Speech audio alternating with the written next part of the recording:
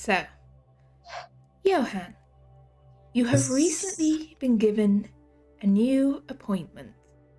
After sometimes schmoozing and making connections in Constantinople, you have been transferred to the German embassy in London. Prestigious promotion that came with some very luxurious accommodation on Lennox Gardens in a really fashionable part of Kensington. It's a lovely red brick house with trimmings. You've probably got some servants on staff. It's all rather lovely. And you've been settled in here for... how long has it been? A month? Weeks? How new are you to the city? Maybe a month or two. Okay. Not too long, but enough to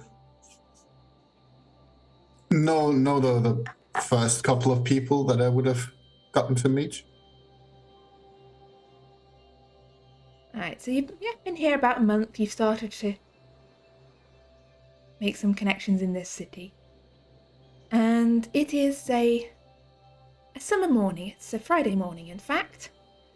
Friday the 20th of June, 1890. When you're awoken by the ringing of your front doorbell. And one of your servants goes to answer it. Mm-hmm.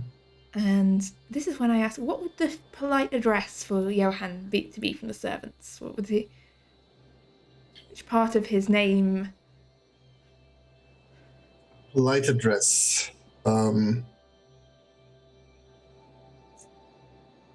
If the servants, they would probably say the equivalent to my lord, something like that. Mein Herr. Mein Herr? Oh, yes. Mein Herr, there is a doctor at the door asking questions. He wants to know if anyone in the house is sick. Apparently there's something going around the area. Well, that sounds terrific.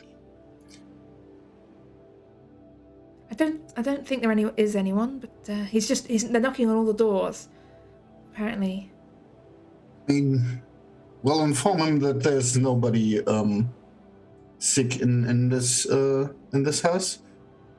Would you and do inquire what kind of melody they are expecting, just so we can stock up on the proper medicines if we need to. Yes, they seemed a little. I did ask when they asked, but they seemed somewhat evasive, sir.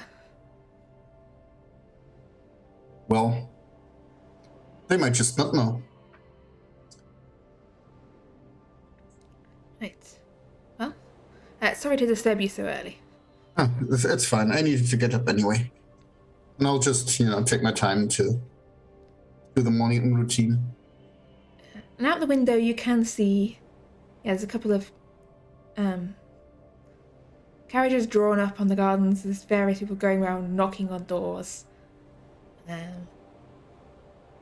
People with notebooks asking questions. Seem to be some police around, as well as more medical-looking staff. And you watch as a hearse draws past, carrying another body up towards the J. Carter and Sons funeral home. And as what is now the fourth body to arrive at your door, Thomas pulls up outside. The bodies from yesterday are even more rotted than they were before. Decay having set in faster than would be expected even in this summer heat. There are maggots writhing in the corrupted flesh, and the smell in the back room is just so much stronger than you'd expect. But what should be reasonably fresh bodies? And your father and your sister and all the staff and family members are just looking around in some confusion. Like, with an edge of sort of an undercurrent of worry and fear that something is going on here that's not quite right.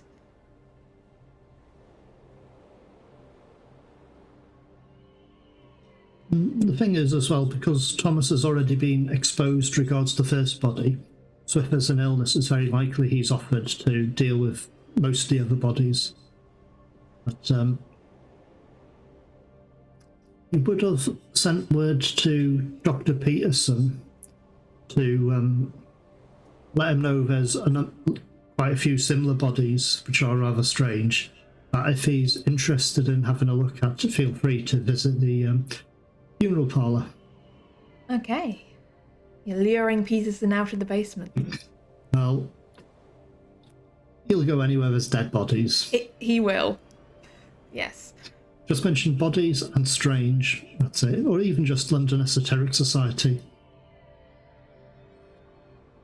Yeah, so your call. So other than inviting Peterson over, is there anything sort of planned for today? Probably to go over the bodies, prep them as much as he can, clean them up. He had mentioned something, if it was something strange about the maggots, or if he had realised it was one of the cases to do with London Esoteric Society, he would have kept some just in case. So chances are I'll keep some in a jar so we can have a look, see if they're different from usual maggots, also see where the illness is, if I can pick up anything where it seems to be where the rot is worse. That seems fair. So you've got a jar of maggots and the doctor coming round. Meanwhile, over at the London Esoteric Society, short distance away in Mayfair, Maddie, what are your plans for this morning, following on from yesterday's investigations? I think I'd be researching plagues. Okay. The historical, biblical, anything and everything that might possibly be related to this. I can't remember, was Maddie made aware of how quickly the bodies are decaying? I don't think you know that yet, because that only came to light at the Undertaker's yesterday. After we had done speaking. Yeah. All right. So yeah, if you'd want to give me a library use for general plague and illness research, you may do so. Otherwise, a medicine roll if you want to call on previously known knowledge. You said library use for research? Library use or medicine, the choice is yours. Oh.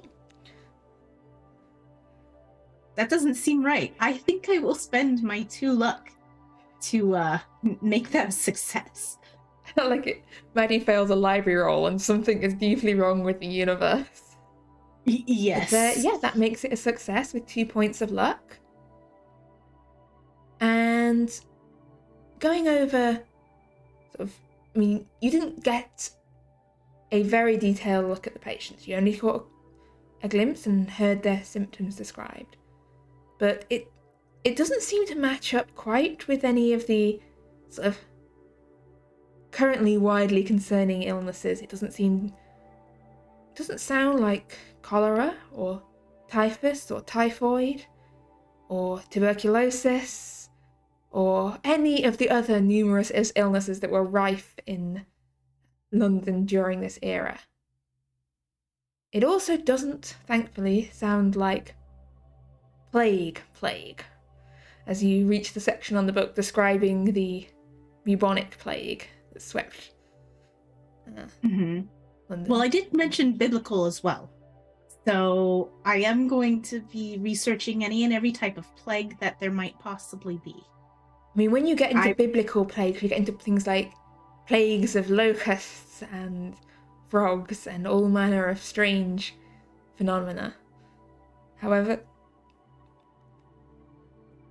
none of them go quite enough into the details to be able to diagnose whether this seems likely. One thing from reading your research is you come across the work of a certain doctor who had been writing possibly about 50 years before this, thereabouts, give or take a couple of decades either side. A Dr. John Snow, who was famous for his investigation into the spread of cholera and his sort of early epidemiological work tracking down the source of illnesses. So he was the one who managed to track down that it was contaminated water spreading an illness. And his book details various maps of, like, mapping an outbreak and trying to work out where it begins and what is spreading it. Doesn't really give answers except sort of methodology, more so. But emphasizing the importance of water, which is the spreader of many of the concerning illnesses. I will definitely be looking into taking notes of the processes of how to find sources of illness, how to track it down. Yeah. And I will see if I can apply that to my knowledge of the local area that's catching ill. Okay, so for this you need to sort of detail sort of who's ill in which households, who got it first, who's dying, and you've got some of that information already. Mm-hmm. And from your questioning yesterday, make me an intelligence roll from what you've sort of the people you spoke to yesterday and your sort of early interviews in the area. That's also a fail.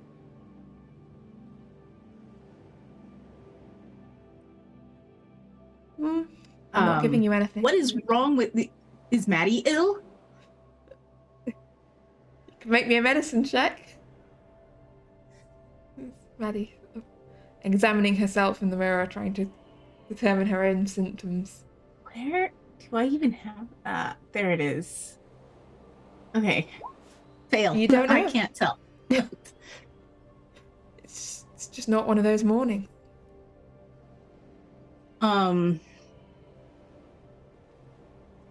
Yes. Okay. So all I know is the two people who died in those houses. The two immediate neighbors were ill, and the owner of the rented home, wife, was ill before they left. So I think I will attempt to contact the owner of that house. Okay. But that can be later in the day. Yeah, so that they'd gone down to, I want to say Brighton, but I may have picked the wrong seaside town. But they had gone down to a seaside town on the south coast.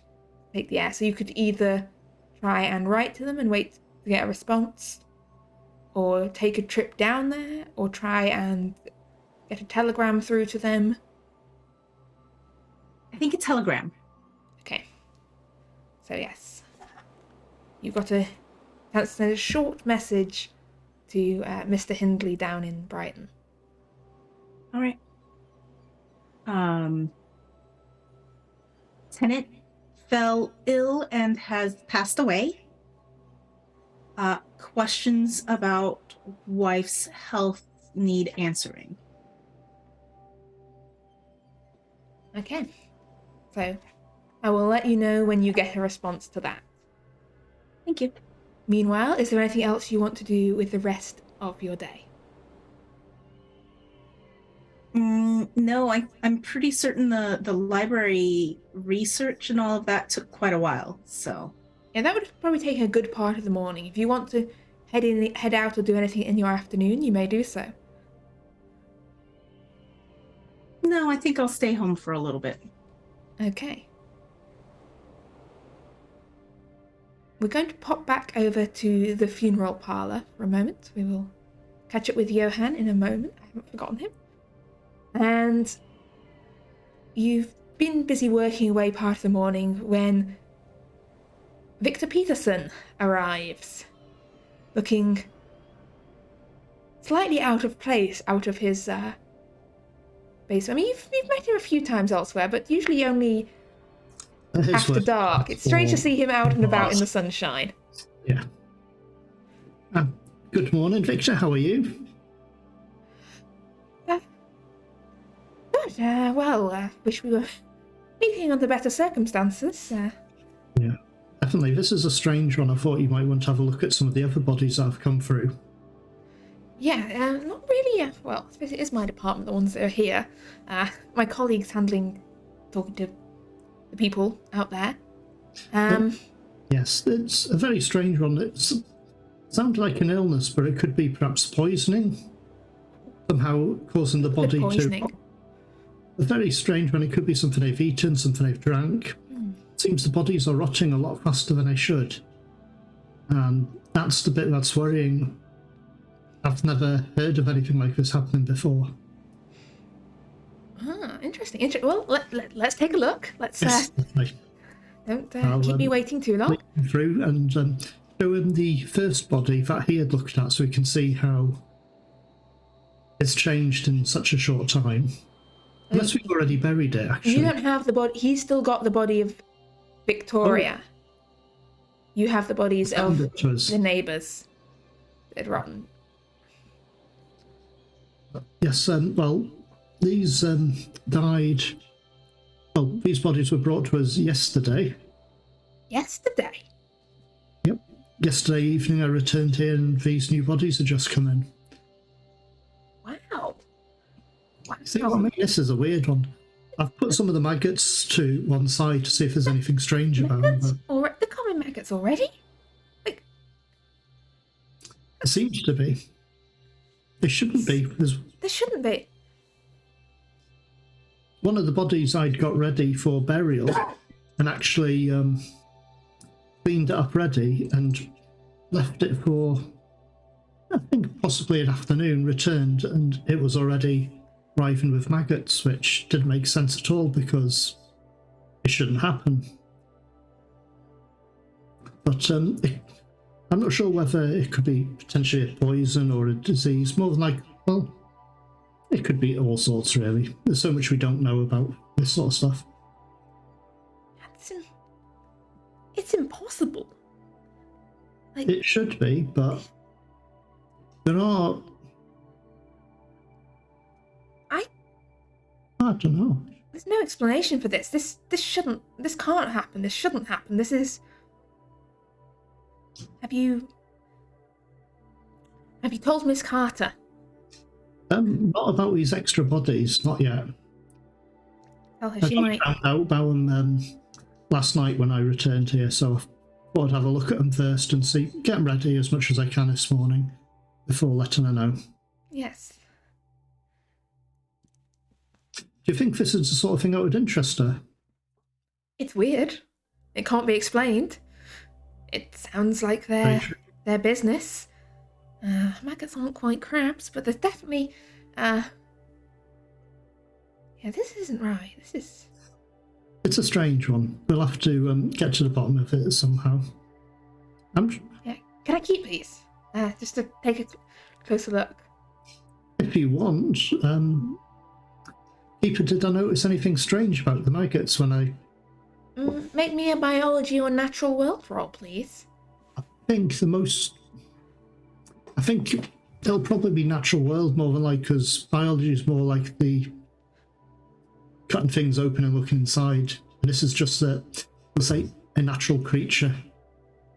It might be. So I'll do natural world. I'm not great at it, but that's That is a success. Somehow.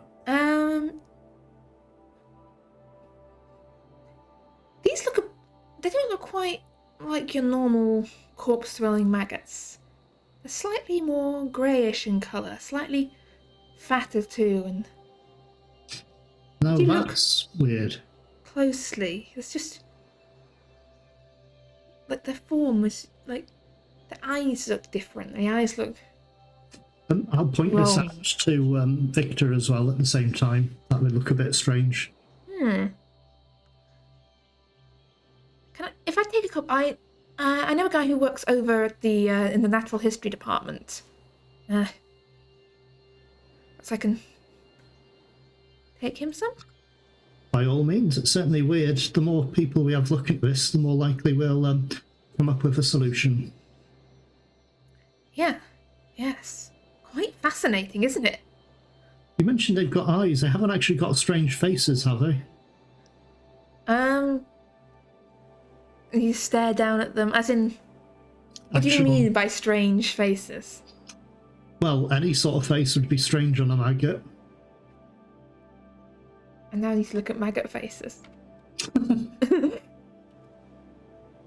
I did too. I mean, they're quite strange. Their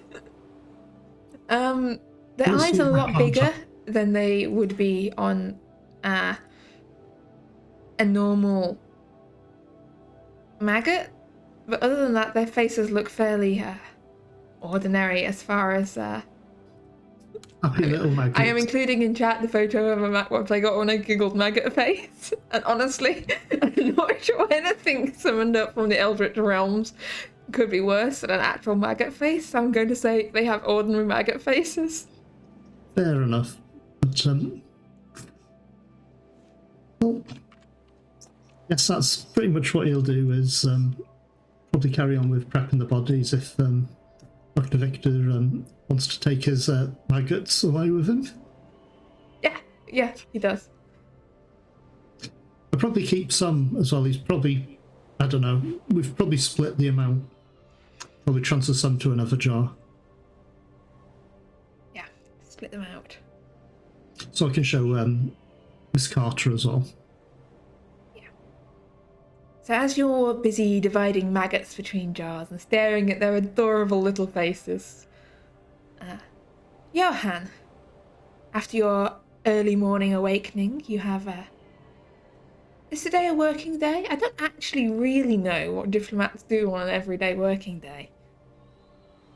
Well, I don't really either. So I'm assuming they got something to do. Probably some meetings to attend. So I'd probably go grab, like, knowing that there might be plague around, getting like a napkin with some menthol to, if necessary, cover his face, and get in a carriage and go meet some people. Okay. So yeah, you go about your day's business, and things are pretty peaceful, although there are some whispers, some rumours, some mention of... You heard what's going on over down near Kensington? At Brompton, not Kensington itself. Like, something going around. I wouldn't expect it in that part of town. Like... God. My brother just bought a house round there. Can you believe it? The value will have gone right down. No one wants to be living next to plague. Unbelievable. True. Your place is round there, isn't it? Yes, it is. I've been given it as a residence. I take a little shuffling movement away from you. As well. Don't worry. I'm using menthol to make sure. Good. But yeah, it's been quite the disturbing morning. The police roaming around, asking if there's sick people inside. I mean, there's none in my house, obviously, but it's quite a stressful morning. Oh, I can imagine so. Well, Would you? Who would you think would know a bit more about these maladies going around here in London? well, I haven't. that would be the hospital, right? If it's hospital business, like, I don't know. I only go to see the doctor when I have, see the doctor. I don't really entirely trust the fellows, you know. Well, I've that's- got quite a good one, you know. And So- fairly good so- value, too. So could you recommend him to me? I wouldn't want yes. to actually, you know, disturb the hospital workers as there's a plague around. That sounds kind of counterproductive to me. Yes, there's a, what was it called?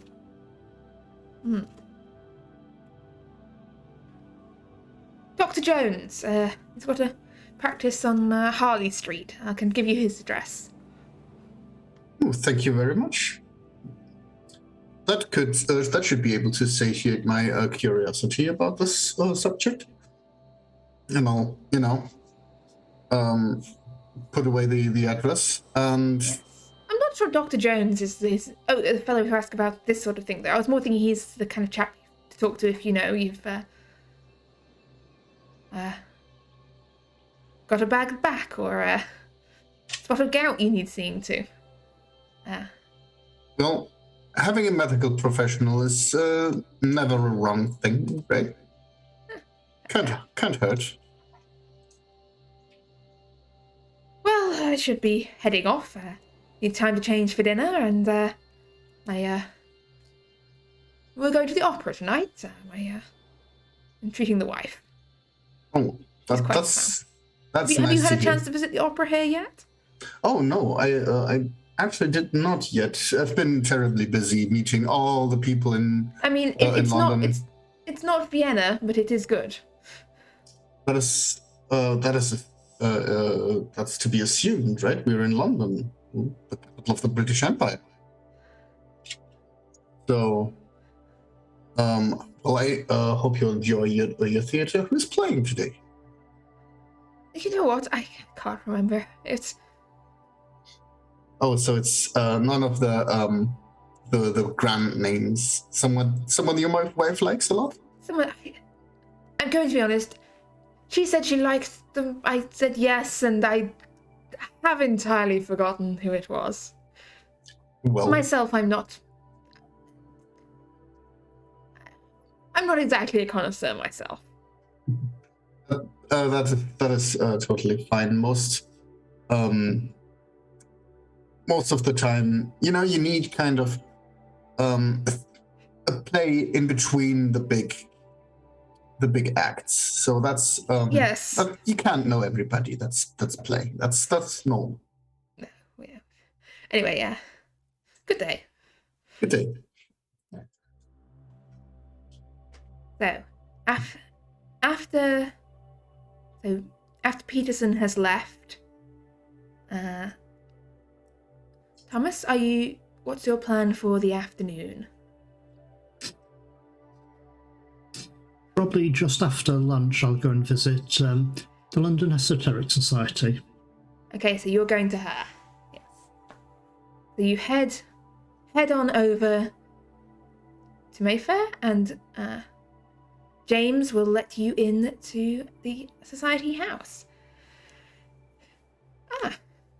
Mr. Carter, back again so soon.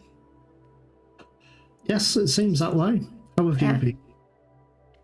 Miss Carter, there's Mr. Carter here. How have you been keeping busy? I'm in the parlor. She's in the parlor. Shall I show him through, Mel? Yes, please. I'll show you through. Thank you. I'll put some tea on. Ring if you need anything else. Good afternoon, Miss Carter. How have you been? Did your dinner party go well? No. Remember? That's why I came and spoke with you recently. Yesterday, even. We've been trying to find out why she passed away. Oh, And who she is. it's okay. I'm just confused. There's been a lot more bodies recently. And we've had about 4 bodies yesterday, or thereabouts. All with the same thing and rotting away quite quickly. Quickly, you say. Much quicker. They shouldn't even have maggots, but they were even with maggots.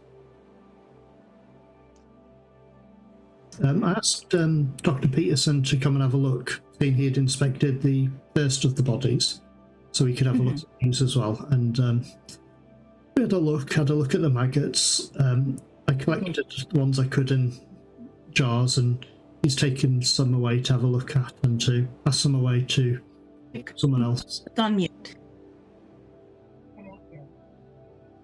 But yeah, they are quite strange maggots. They don't look quite right. I had a close look at them. I'm not an expert. I have encountered them before with dealing with bodies. They seem to be the wrong colour. They seem to be greyish and much sort of plumper than they should be. Also, their eyes are much bigger as well. They just don't match what you'd expect of a normal maggot.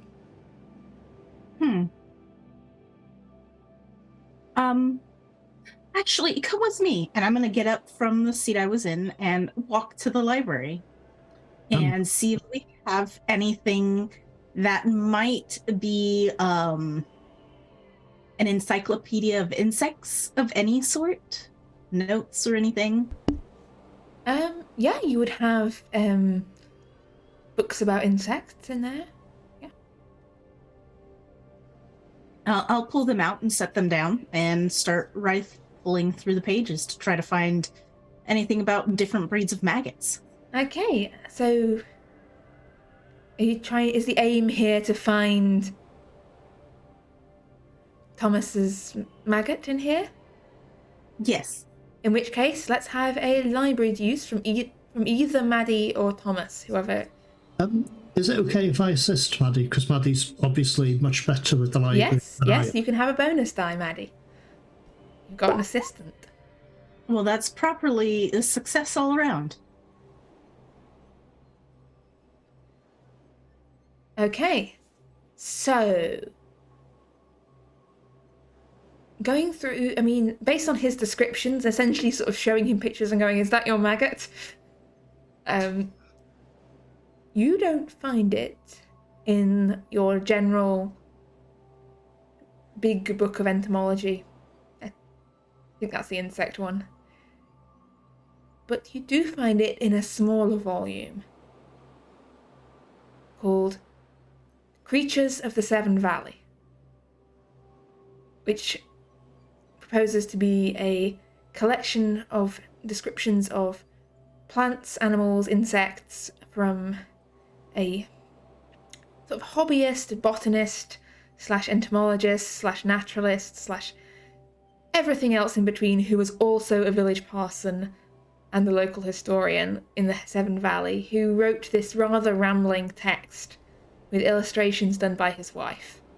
And included in there is a watercolour of a maggot that does look somewhat like Thomas's. And the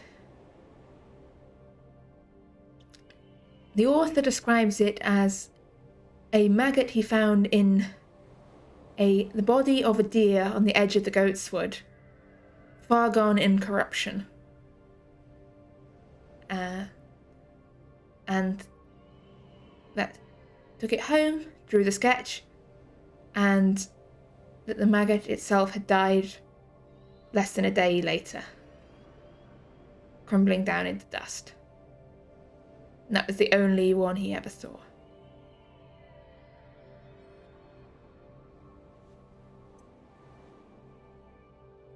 My hand is going to stop because I was reading with my fingers across, and my hand is going to stop underneath the word goatswood.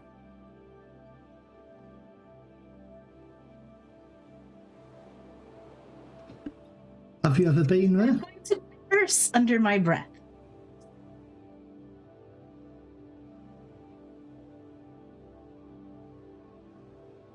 I'm sorry, excuse me. What was that? Oh, sorry. Have you ever been to Goatswood then? Yes, it was not a pleasant trip. If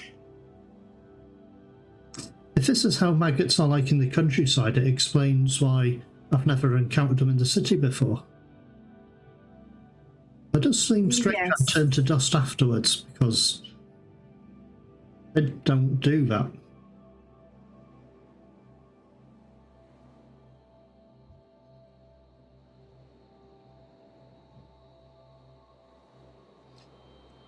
least we have an idea what it is. Is there any more information on it? No, that is all. I need to speak with someone about this before it goes any further. What I would suggest is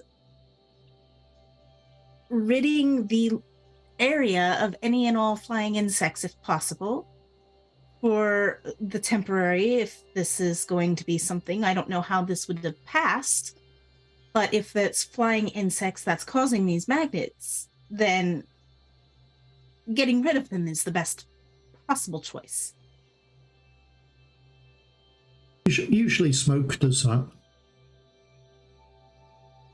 Well, I don't want to have too many buildings on fire. It's a very good point. But yes, we have taken precautions with the bodies that we had. We sealed them up, so nothing can get to them, or nothing from them can get out. But, should be okay. Hopefully this will be resolved in the near future. I strongly suggest that the bodies be cremated if possible. That'll be up to the family. Well, if there are eggs, we don't need this to spread. True.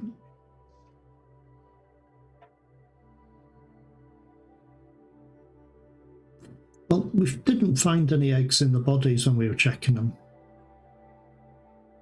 Which means that it's possible that the eggs are all in the area that the bodies were in. I'm just wondering how the bodies ended up being infected in the first place. Could these be like some sort of parasite in food or something that we had? Or caught in the water? It's possible if the food was imported from that area.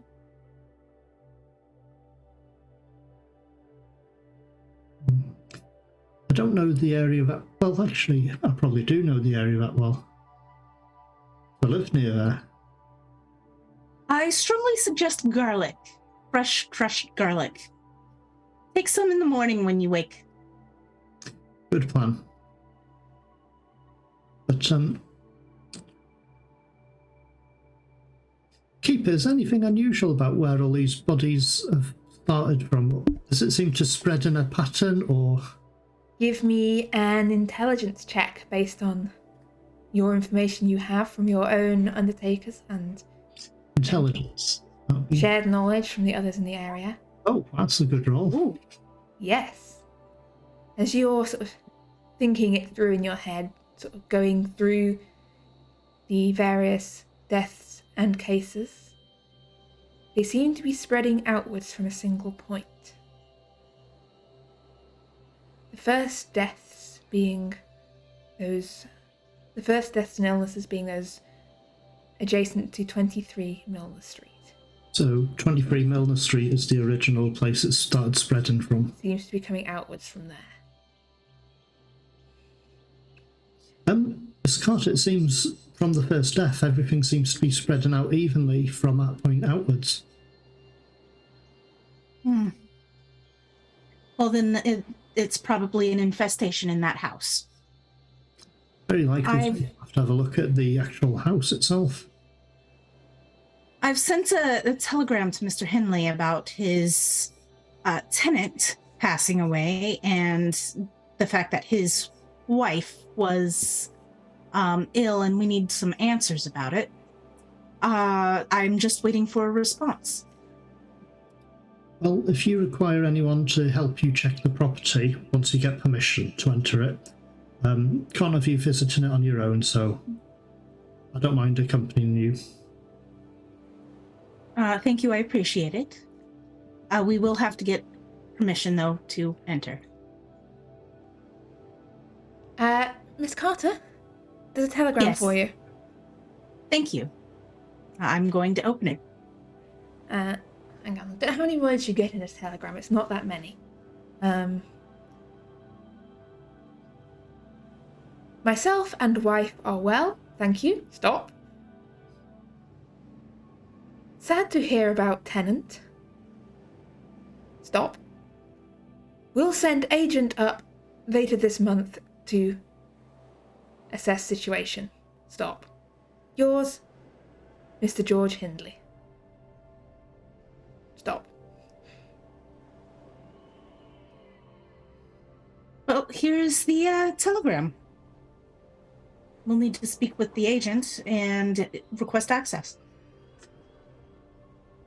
Sounds good. Let's hope it doesn't spread too far from her. Well, it'll be later this month. Which is only about 2 weeks. If that. Hopefully it's sooner. As much as the extra business is useful, it's not exactly the best of things to be happening. I should really leave you in and get back to checking on the bodies and making sure nothing strange has turned up. Thank you. I appreciate the information, and it is going to point me in the correct direction in which to find answers. Well, thank you for your time, and I'll make my leave. Okay, so Carter... Oh, sorry, I need to specify. Thomas Carter leaves and heads on back home. And... Maddie, is your intention to wait sort of a month or so until Mr. Hindley sends an agent up to visit the property? Oh no, first I need to speak with Agnes. Okay. So, yeah, you call for Agnes Purton, one of your maids, whose strong Somerset accent I still can't do. Sorry, Somerset, I guess West Country in general. There. Mum, you asked? Yes, it seems that there is an issue developing here in London. And I'm going to open the page to the small book, specifically to the insect. It seems that some recent deceased bodies have been found with these particular insects on them. Like maggots? Do you know any? Yes. Dead things get maggots in, right? That's normal. Yes, but the bodies are decaying in less than a day. Oh. Do you know anything about it? I don't think so. I mean... My gran once told me a story about there was an outsider came to Goatswood and was fiddling around with the moon lens doing some stuff they shouldn't have been, and got themselves killed. And he said that they rotted so fast that they were sludge before they got them in the ground. But it was all one of the many don't mess with the moon lens stories. So I don't know how much of it was true. But seems to say that you mess around with things you shouldn't, and things that shouldn't happen. Mm-hmm. You get my drift? How angry do you think your sister is that you're here? Not that angry. Like, she doesn't know I'm here. She doesn't know where you are. London's a big place. Unless you gave them our address. Can you remind me the name, your sister's name? Which one? I've got a fair few sisters. The one who was pregnant while we were there. Ah, yes, her. I definitely do know her name.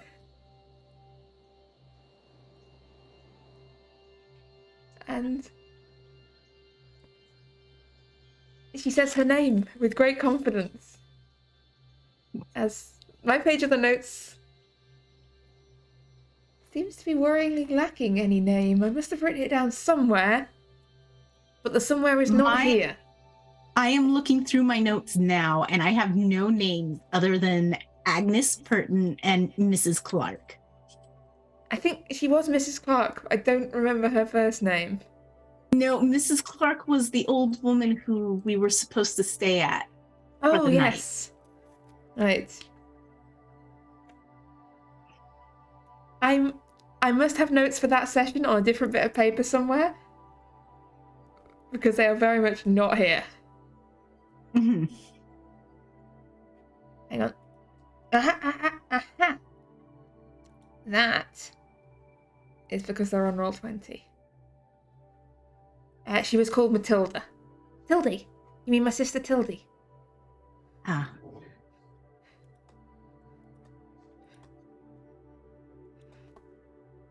Okay. I don't think Tildy's got anything to do with what's going on in London, though. I mean, Tildy would never come to London. I'm fairly certain she is quite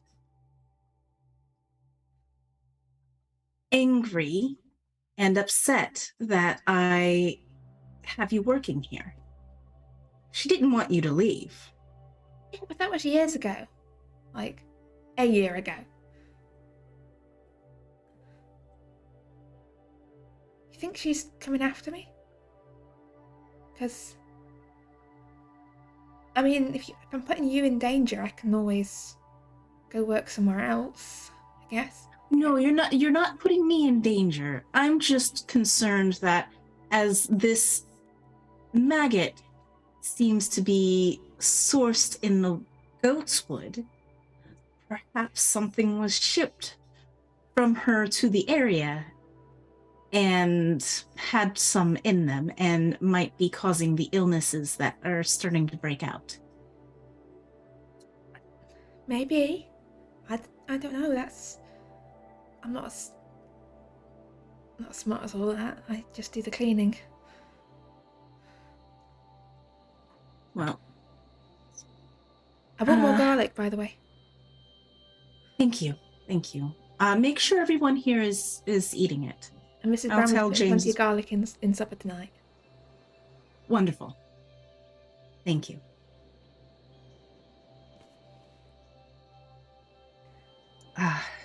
You're excused. Thank you very much for answering the questions. And she nods and heads on her way. And I'm just going to sit there thinking for quite a while. Okay. So, Johann, after a busy day of very busy diplomating, you head on back homeward, and your route home, well, I'm trying to remember where the German embassy is in regards to Lennox Gardens.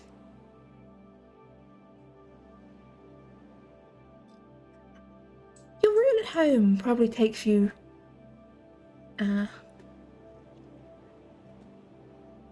straight down towards, you see the commotion down just off Lennox Gardens on Milner Street. But depends, is Johann the nosy sort to go and look closer? Or is he hurrying on home, trying not to get involved? Well, I mean, I can probably take a look. If it's not been too hard a day, I would probably, just not trying to present as being nosy, but, maybe give it a look. Yeah, as you can see there's quite a few of the people seem to be leaving. Like, there's quite a few houses that look like people have decided to take a trip out of town abruptly. You can see someone busy loading up a lot of suitcases into a handsome cab outside one of the houses. You can still see sort of funerary drapes up at, I think it was 21 Milner Street. And I would like you to give me a spot hidden, please. Which, as you're bad at it, Yes. but that doesn't matter. You're usually not the most attentive people. Like a moderately attentive person. But something strikes you as odd about one of the houses on this street. They're all quite smart London townhouses. Not that old. But one of them seems older than the rest. The wood on the windowsills has peeling paint and looks like it's starting to rot away. The brickwork cracked and crumbled. The roof timber sagging down. You can see mold and mildew on the inside of the curtains. The whole place looks rotten and abandoned compared to the houses on either side of it, which are still smart and freshly painted. This one seems to be decaying.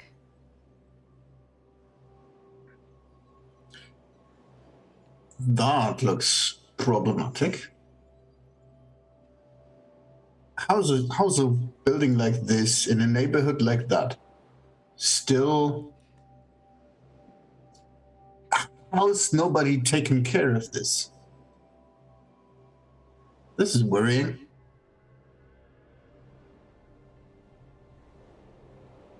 Does it look like there's somebody living in there? Is there like lights in the windows or something? With your extreme success on your spot hidden, I mean, it's probably still daylight out because it's the middle of summer. There's no lights on inside. The curtains are all drawn. But there's a flutter of movement at one of the upstairs curtains. It does look like maybe there's some movement inside the house. Either that or a bird got down the chimney.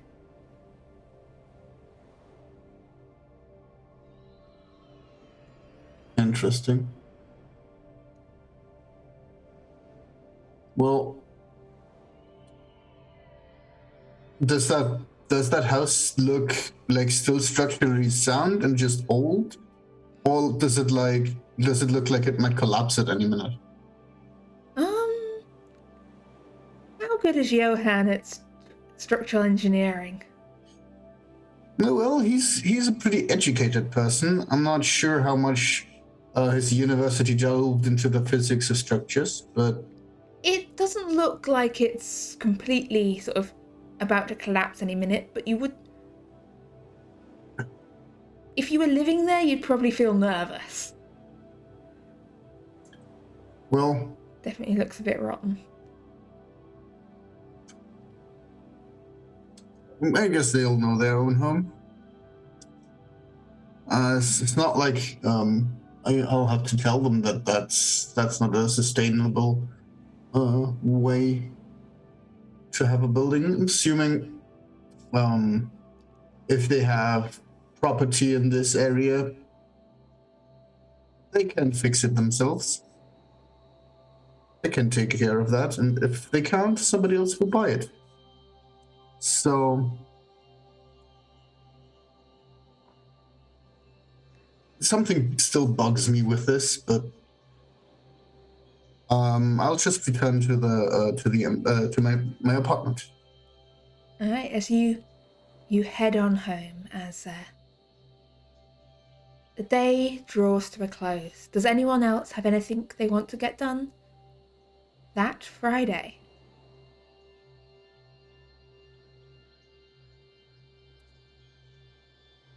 I think I'll go to the opera. I think it's gonna be a fun evening, and it's another chance to get to meet a couple of new people. But just prepping myself, and yeah, it'll be fine. So yes, you head on over to the Opera House in Covent Garden and see a splendid performance of insert suitable opera performance here. Perfect. Well, I have an interesting evening. It's fine. my opera knowledge is very, very lacking. So I can't help you there. But, yes, you have a lovely night out. Meanwhile, Thomas, after a busy day's work, is there anything you would be up to in the evening?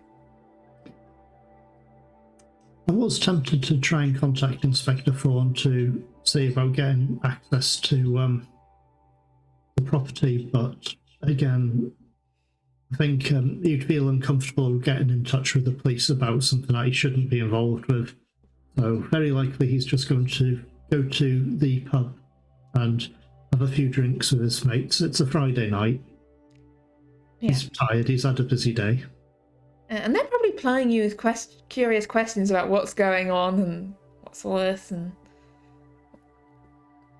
what do you know. Very likely.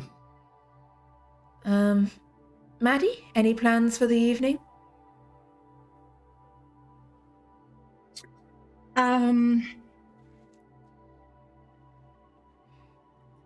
No plans so far. Trying to weigh pros and cons of some things. The things being maybe a quick visit down to Goodswood and back. Okay. Well, in that case, we will pick up on the lovely Saturday morning, whatever our investigators are up to, in just a moment. But first of all, we're going to take a 10-minute break, and we can see in what way the mid-roll is broken this week. See you in 10.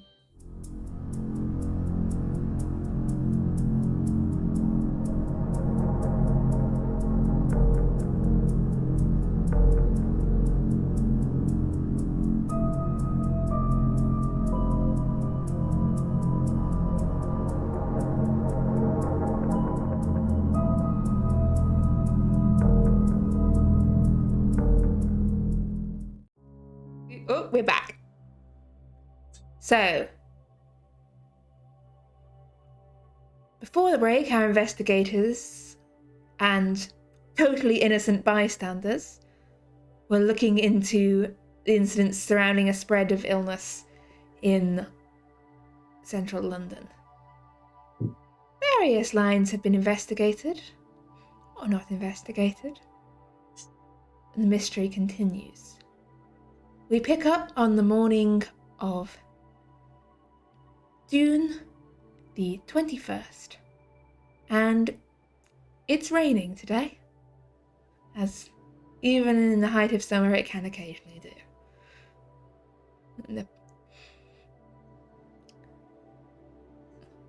A nice pleasant rain to sort of wash away some of the dirt from the streets, spilling out over the gutters and splashing up on passers-by.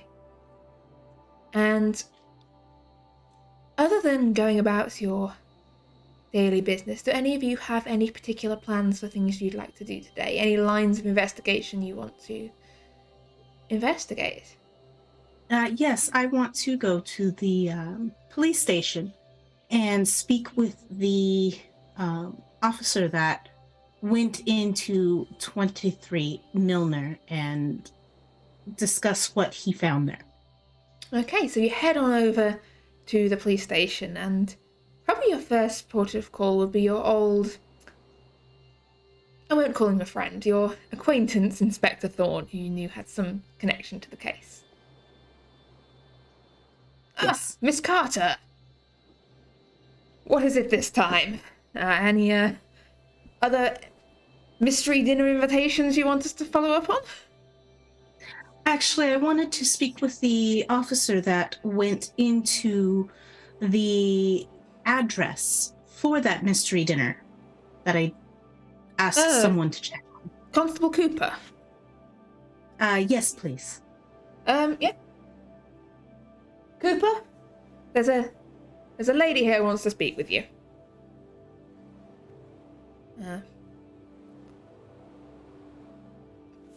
It's you and Bates and on the scene for the Milner Street one, the body. Yes, sir. Well, Bates is off on patrol at the moment, but you can speak to Cooper. Thank you.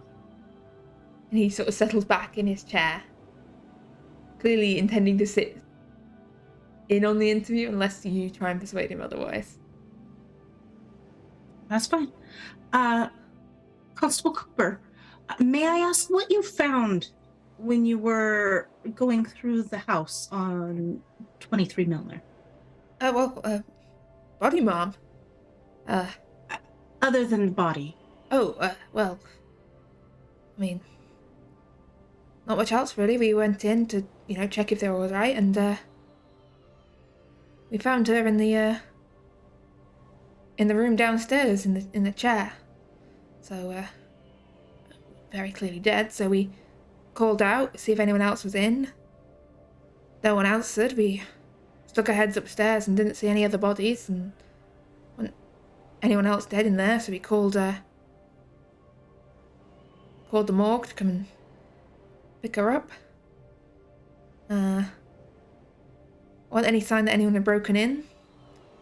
Didn't look like anything was missing. Clock was still there. All the,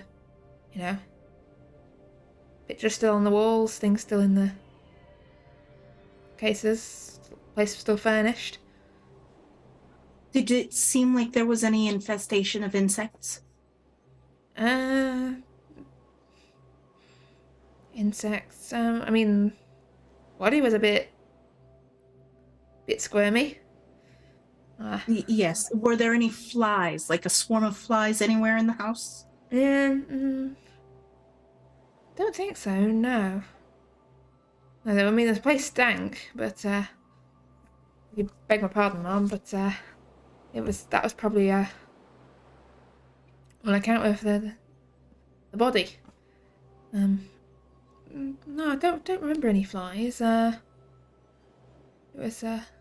Place didn't look like it'd been lived in that much. There were still dust sheets over stuff in most of the rooms. They were only off in the downstairs room and one of the bedrooms upstairs, and in the office upstairs looked like someone had been using the desk up there, but we didn't really. I mean, no, there was nothing. It was just, an ordinary house. Yeah. All right. And I'm going to turn to Inspector Thorne. Would it be possible for me to do a search of the house?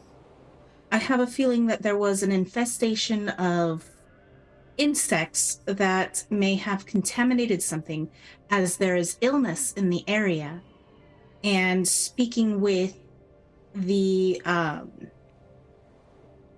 undertaker in that area, who is receiving the bodies seem to be decaying quite quickly. And I believe that it might be a cause of that contamination. Well, and it seems that her body, the body that was found in that household, is the first one. Give me a persuasion roll, please, Maddie.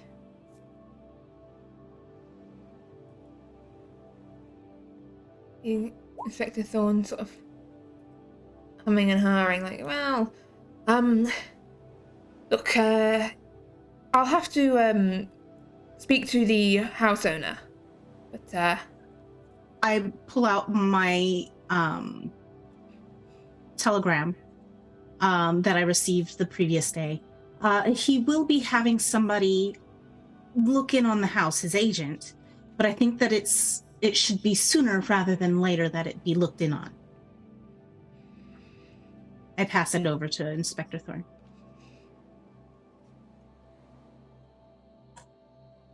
Well, are you sure you're quite the right party to be investigating this young lady? I mean, this could be dangerous if there is some infection there. If there is some infection there, it was intended for me to be the first, as I was mysteriously invited to a dinner there the night before the body was found. Wait. So this is an illness outbreak, but now it's some conspiracy to... No, I'm sorry. I'll have to wait until I've got a proper confirmation from Mr. Hindley, and other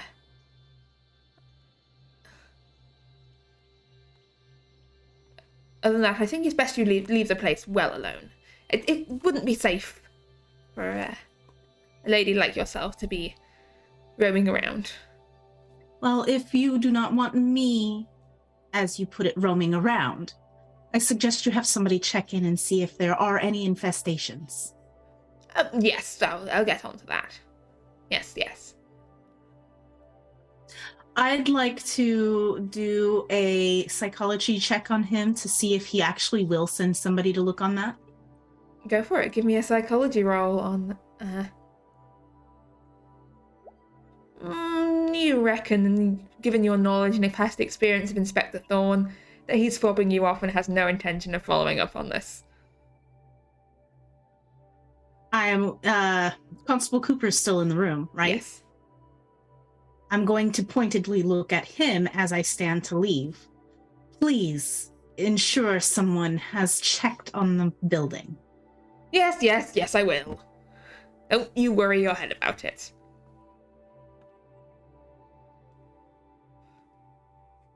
Thank you for your time. Thank you. Constable Cooper, please show Miss Carter out. Yes, sir. If you would, this way, please, Mom. Mm-hmm. And you're sort of halfway out the police station when Constable Cooper stops. You used to work with Barnes, right? Yes. Before what happened. Mm-hmm.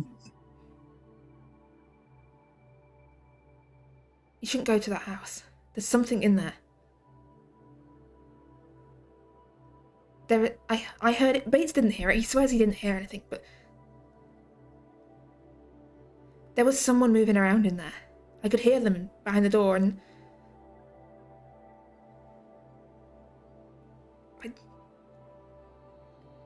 then it's all just a bit of a blur. I swear I saw something, but I don't remember what I saw. Well, if you do remember, please come speak to me. I'm in Grosvenor Square. Don't go in there. That place is not safe. Something in there.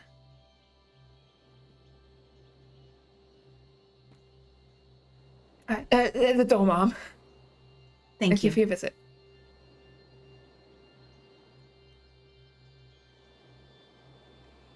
I return home, and I let James know exactly what went on. And I am going to try to bounce ideas off of him.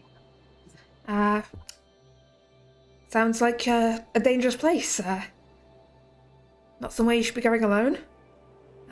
No, not alone. Would it be possible for you to locate the keeper? I forgot the word. The person who's in charge of the house while the owner's gone? The agent. Yes. Agent. If you could contact the agent and see if he will allow us to search the house. Yeah, I can get in touch. Mr. Abernathy might know, lawyers and all that. Thank you very much. Yes. I'll get back to you right away. Thank you. And I'm going to retire to my room for a short rest and maybe preparing some trousers to walk around a creepy house in. A woman in trousers? Right? Unbelievable. What will the world think of next? But, yeah, so Maddie's waiting for a response from the agent. Thomas, the bodies keep trickling in. Each day brings about 2 more. I probably would have sent word to Dr. Peterson what we found out about the maggot, just the information we picked up, just so he knows. So I told him it's probably be just a correspondence, a drop in, either as... I'm not sure, he wouldn't probably be in work, but I'm just thinking now, would I know how to contact him otherwise? No. Strangely, in all your time drinking together and working together, you have no idea what his home address is. I'd probably drop the information off at his work. I'd pretty much just explain that I spoke with Miss Carter and that she managed to find some information about something that it could have related to, and given the information we found in the book. Okay. And probably... I'm just thinking now, I'll probably wander, if I get a chance, besides dealing with the bodies that are coming through, I'll probably have a wander to the house we believe is the cause of it as such, or where it started from, and not entering the house, but have a look around the outside and see what I can guess from it. I mean, looking at the outside, you can see the same thing that Johann saw, because you're looking for the house. You know to look for it, and you can see that it has rotted and decayed since the time you first saw it. When you came by this way before, when it was the evening of Maddie's not-to-happen dinner party, the house was just as ordinary and fresh and smartly painted looking as the houses on either side. So now it seems the house is actually rotted and aging and decaying. rotting a lot faster than it really should. The wood, paint peeling from the wood, timbers rotting, So that doesn't the make roof sense. sagging. Because he'd been under the assumption something had been, perhaps some contaminated meat or something like that had been dumped in the water nearby, but that wouldn't cause the house to rot or age. But it's very likely he just returned to his own house and carry on with whatever he needs to do. Well, not his house, at the funeral parlour. Okay. And so time passes. Johann, as you go away around your daily business, the whispers in the local area grow, and every time your route brings you near 23 Milner Street, the house seems more rotted and decayed. The roof sagging in on itself, tiles slipping down off it. It's like it's crumbling before your eyes every time you pass it. That's clearly supernatural. That's not something that happens just normal. In fact, yes, I'd like you and Thomas. Because Thomas, you saw it in its fresh state and now in its much more decayed state. And now Johann as well. I'd like you both to make me a sanity roll on this. Because this is not natural, as you said. Johann is extremely lucky. He is indeed. And Thomas is extremely sane. So, while it is unnerving, it's not critically unnerving. Well, I mean, I'm lucky. I know people that do dabble in the weird that happen to be in London. You do. So I think I'll need something to drink before I engage that, but I will write a little letter to Miss Maddie Carter, the London Esoteric Society, inviting her to my home. And hinting that I might have seen some things about a weird house and a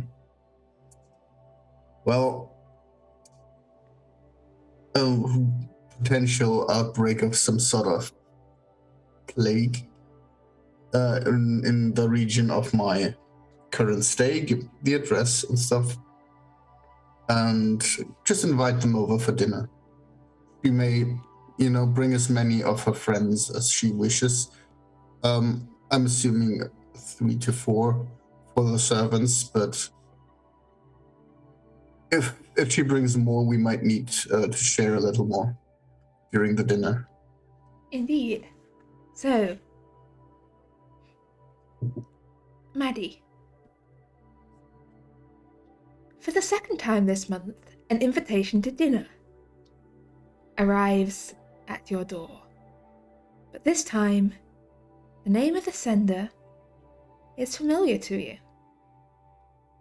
That of Johann Wilhelm Freiherr Zutanen, the gentleman you met on the Orient Express. And Yes. he's inviting you and the other members of the society, who are currently either out of London or otherwise insane, to dinner. What would your response be? It will be in the positive. Though I will probably be alone, maybe inviting one other person with me. I will state that almost everyone from the LES is currently indisposed and unable to join. Indeed. So you send your response over, and Johann's staff can get preparing dinner. And who are you intending to bring you with you, Maddie, to this discussion about plague, pestilence, and rotting houses? Well, if that was that actually in the invitation? There was The like a discussion. hint that I've seen a building rot way faster than it's supposed to be. I mean, but basically, I'm basically hinting that that I've seen stuff that isn't normal, and that I have, and that I'm thinking that it might be connected to that plague that is currently spreading around my area of residence. In that case, if it seems like it's related to this specific case, I will invite Thomas Carter, as he was the one to bring it to my attention. Indeed. I'll write a quick note stating that we've been invited to a diplomat's place for a private meal. Dress accordingly.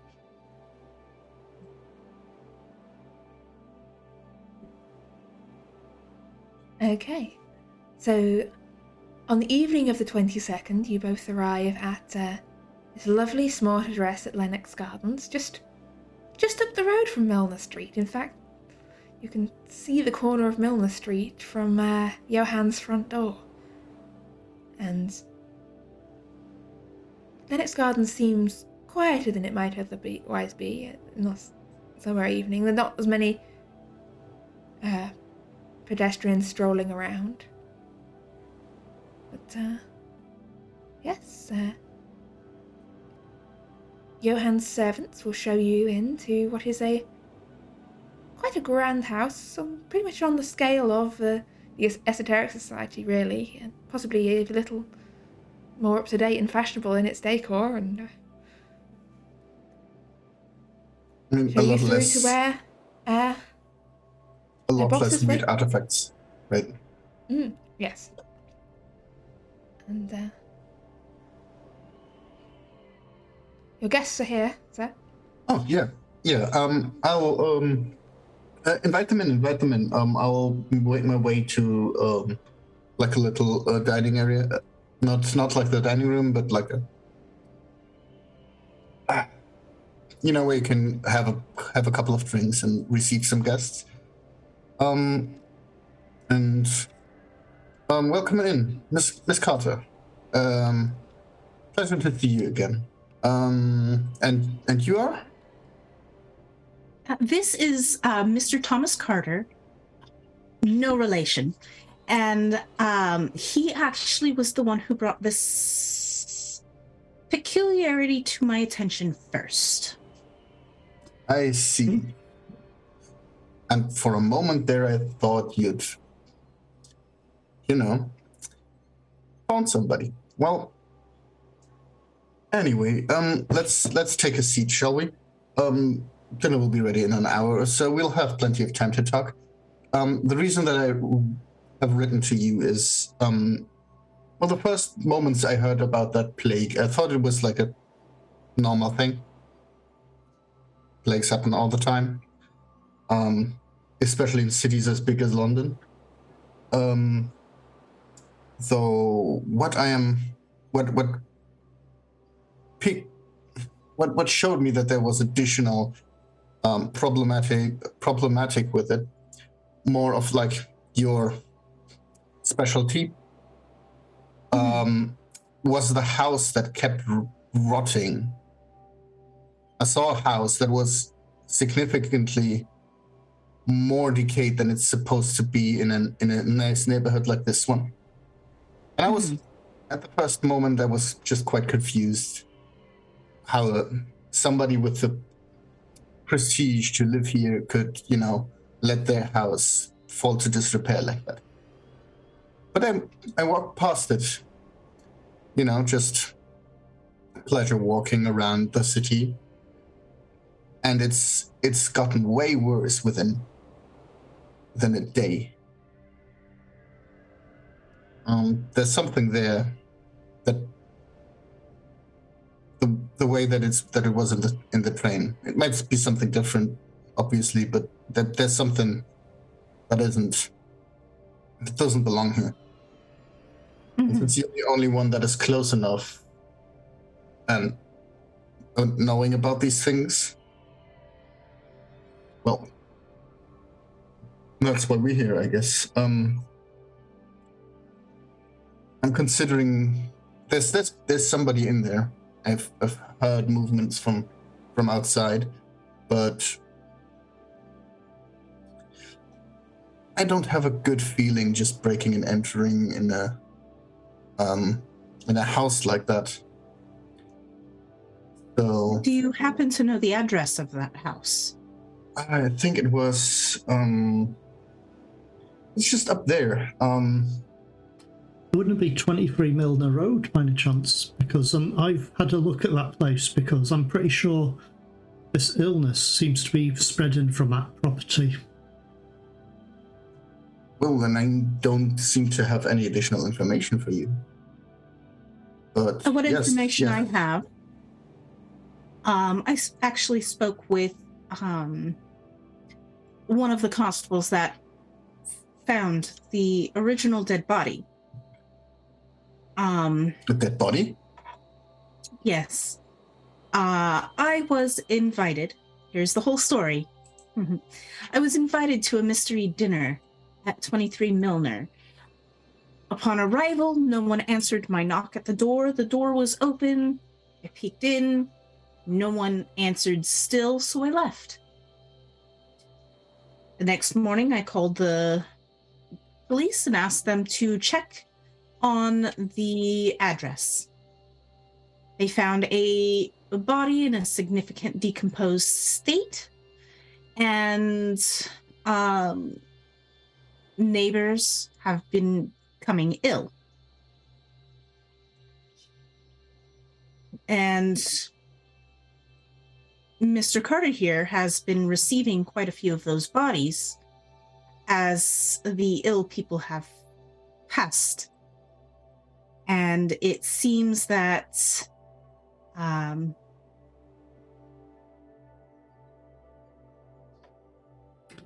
well, I should have mentioned my family run the undertaker business in the area, which is how we're seeing a large number of the bodies. In fact, the first body we were told about, she'd actually visited us the day before, I think, to pay for her funeral in advance. She was convinced she would pass away within the following month. She seemed to have a bit of a cough. But it's not unusual for people to pay for their funerals in advance. But what was unusual was the fact that the body, being a day old, just seemed to decay so quickly. which fits with the decaying house. It seems to be something that just decays everything around it, or everything it's been in contact with. It's a bit of a strange one. We did manage to find some information. With cleaning up some of the bodies, I removed the maggots from one of the corpses, and they didn't seem to match your run-of-the-mill normal maggot that you'd expect to find in a body. But we found some information in a book relating to some found in an area near Goatswood. These maggots, you don't expect you'll be familiar with them, but seem to be greyish in colour, plumper and larger than they should be, with larger eyes than expected.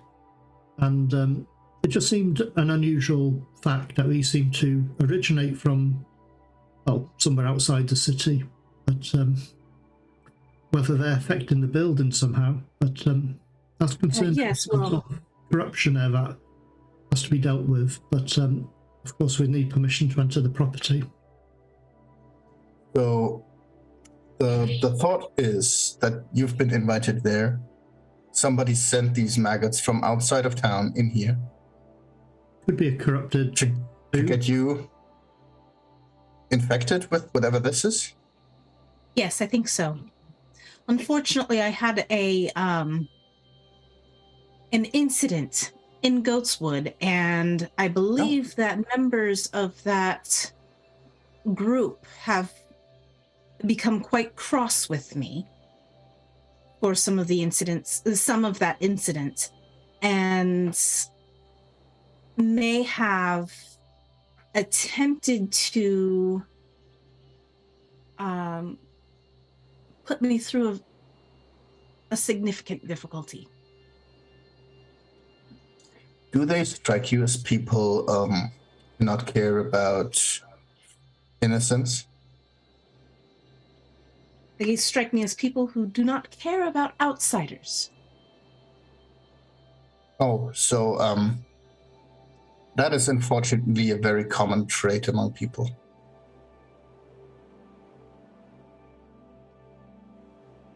Well, I think on a full stomach you can think way better. So let's go and get some food while we sort our thoughts, and maybe we can get the police to investigate the house. Or have they already done that? I've requested, but I highly doubt that they're going to have somebody investigate the house as it is at this moment. Well, I guess I will make him do that then. That would be appreciated. They don't seem to care about my opinion on these matters. Another option, if we can't get anywhere with the police, would be perhaps medical professionals. We might be able to get permission if we can explain how we believe this is the place it all started. But we might be able to get permission off medical professionals to access the property to look into it as well. If we don't get anywhere with the police, that is. Well, in that case, wouldn't Dr. Peterson be able to assist us in that? Actually, I think he would like to investigate the house himself. I'm not sure. He tends to prefer to deal with bodies rather than living patients. Well, if this is the source of what's interesting to him, he might be interested in as well.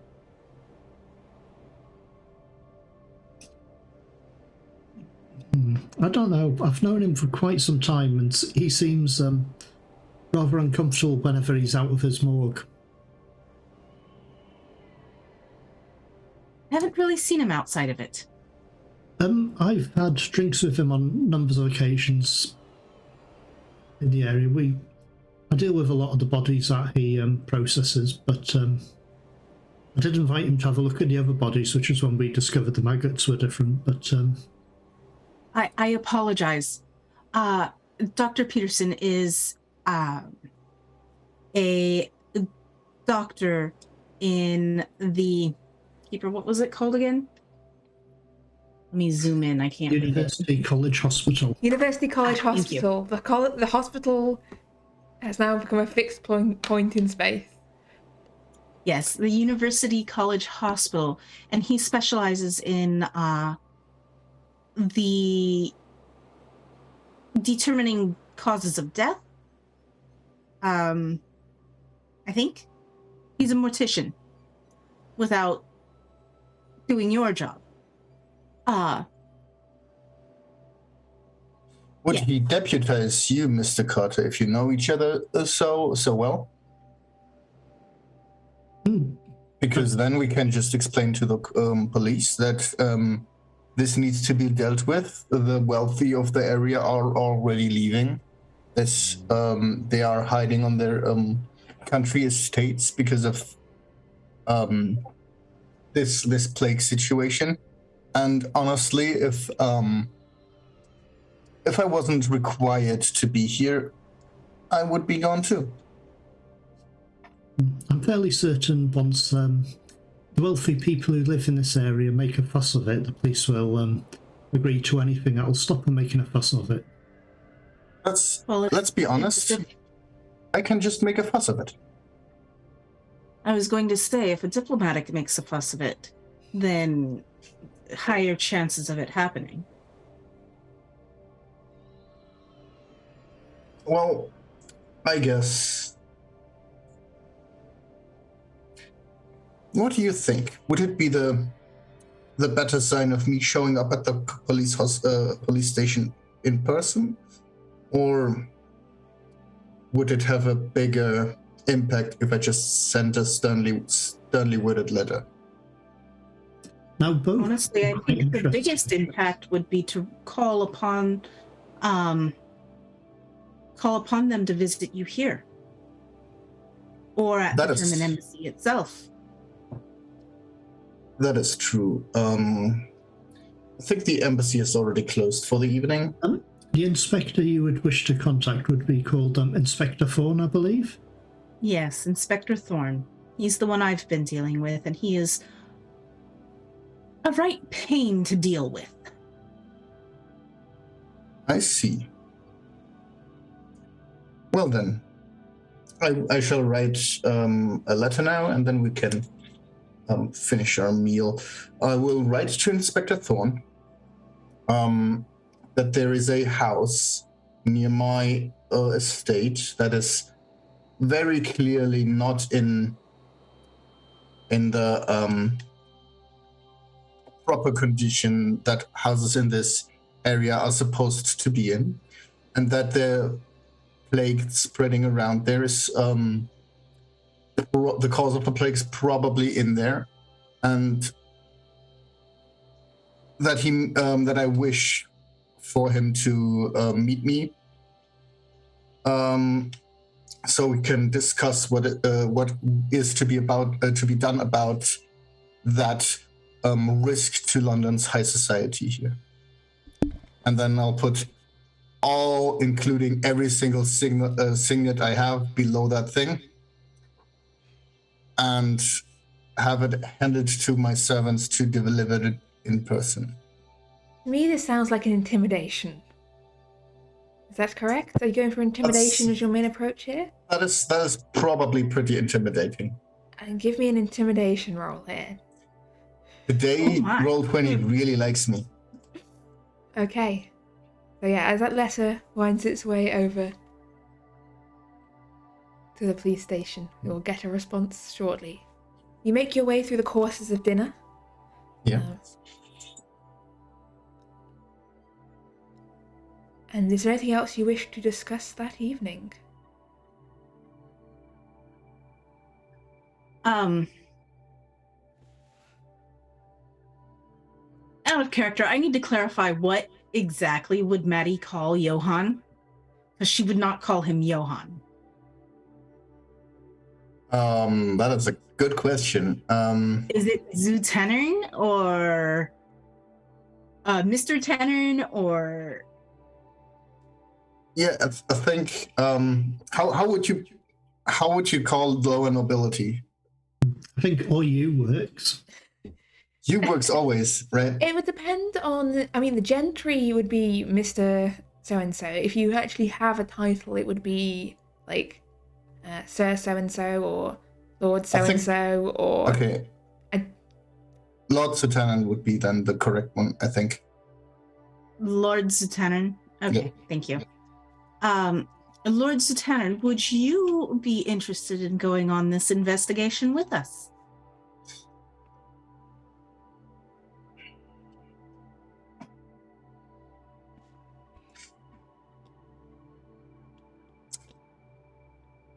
I'll regret it. But yes. I want to know what this is. This doesn't make sense. No, it doesn't. Sir, a letter's come back from the police station. Oh. Thanks. There's some formalities at the beginning, and then leads to, we'll send someone to look into it, post haste. Inspector Thorne. The man is working quite fast.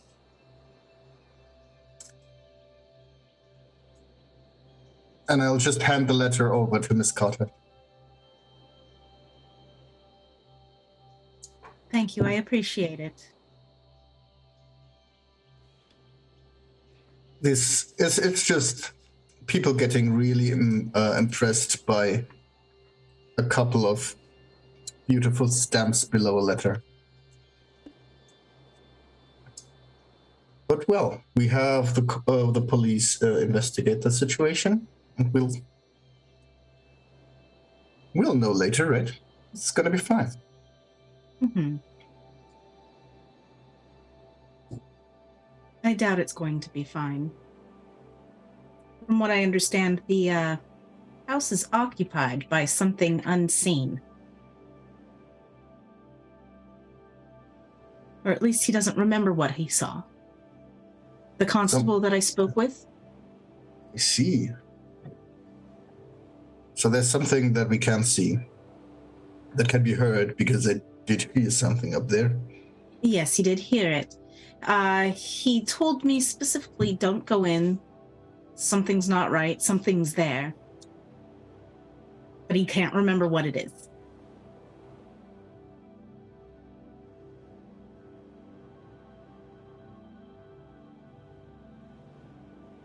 So if we do go, we need to be prepared to...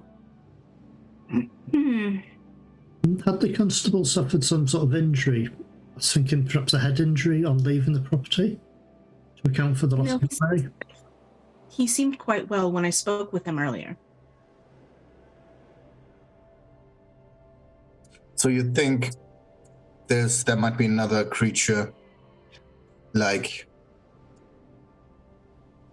that needs a heavy-handed approach? Yes, I think so. And if it's causing corruption as such that a house is decaying within weeks rather than decades, then it might be best to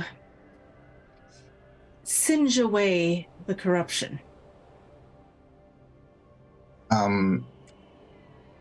In case I'm misunderstanding, are you suggesting we burn down London? No, not London. Though it is a matter of arson on that specific house. Well, if we manage to find the source of the corruption, let's say it's an item or, say, rotting meat or something like that, the quickest way to deal with that is to get it in the open and burn it. Well,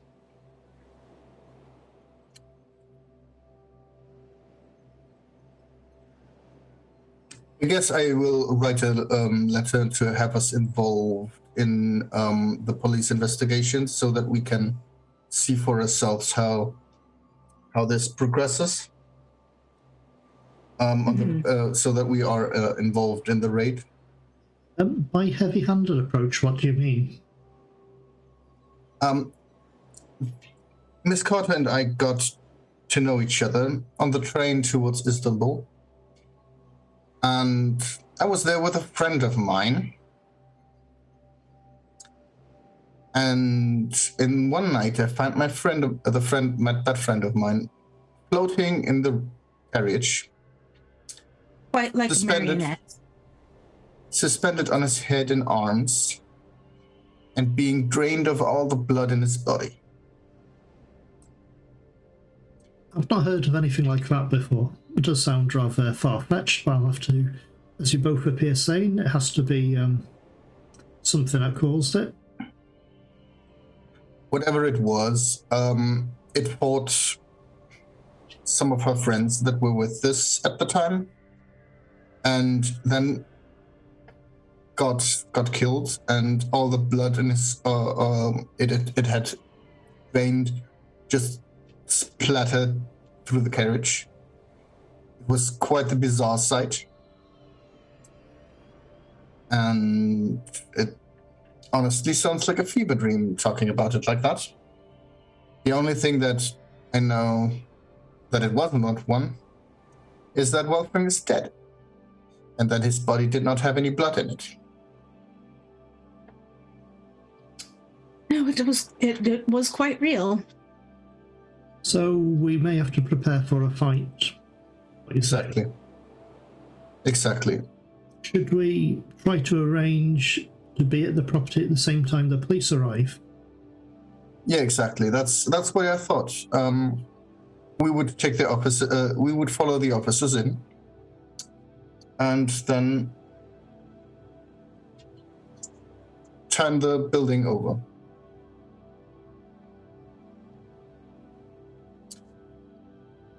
Do any of you need any additional equipment for doing that? A gun? Are we planning on doing that tonight? I will write a letter to the constable and tell him when to do that.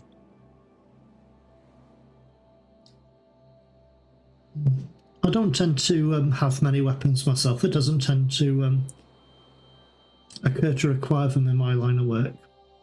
Well, do you have any military training or anything?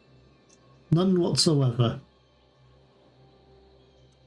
You get a really confused look for like a split second until he's like, well, I guess then a shotgun is probably the right approach. If a firearm is needed, yes, I do. I do get involved with scuffles now and again, but that's about it. Well, let me look what my hunting cabinet can procure for us. If you'll excuse me for a moment, I've got something in my carriage. You're welcome. Yeah, sure. Go ahead. I am going to collect my a satchel that has my trousers outfit. And I am going to request a room from one of the maids to change in. There's plenty of guest rooms.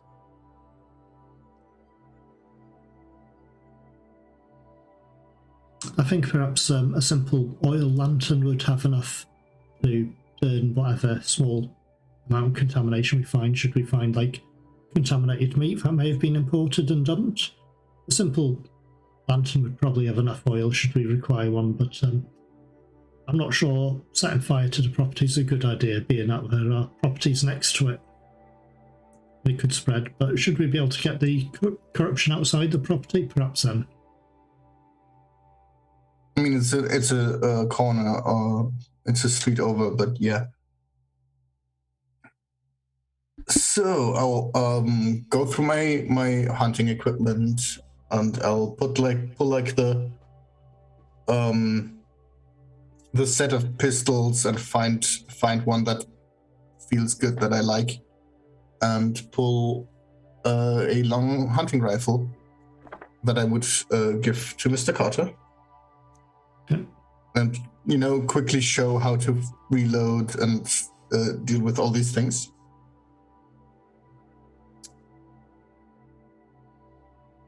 And wait until one of my servants has returned with the answer of the constable.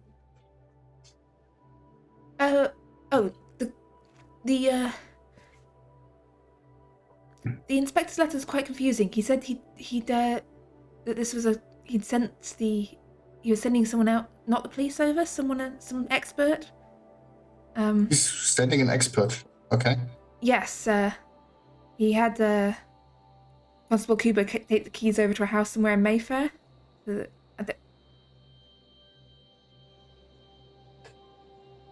Okay. Well, we'll see what sort of expert that is.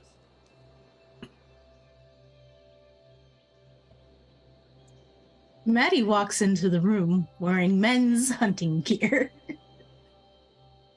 Trousers and a jacket. Probably get some raised eyebrows, but no comment from Thomas Carter. Just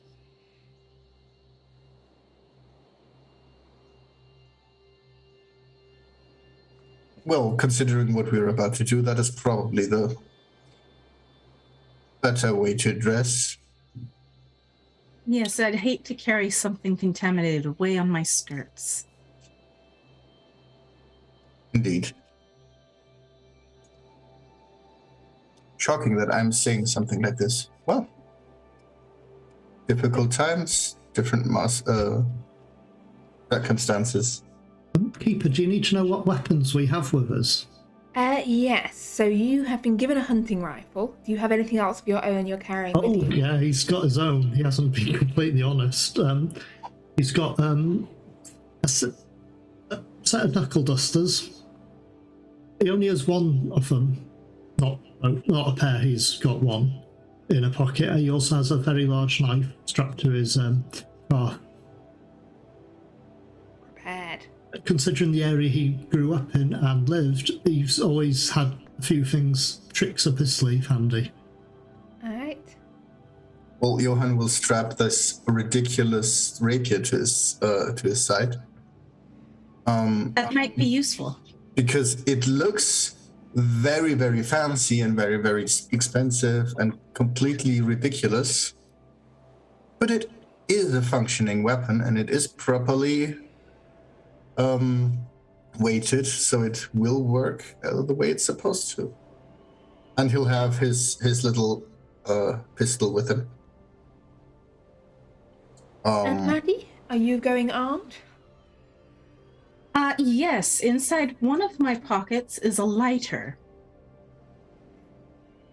And I do have some small bottles of lamp oil in my other pocket. And what else would she have? I think she'd have a proper nightstick. Okay. Good to know. Very good to know.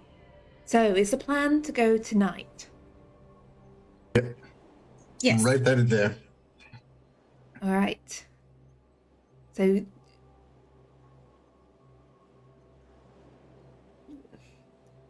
this after this somewhat confusion about who the police were sending, Johann, one of your servants, comes hurrying in to say, "There's someone's butler at the door. Okay. Says he's looking for Miss Carter."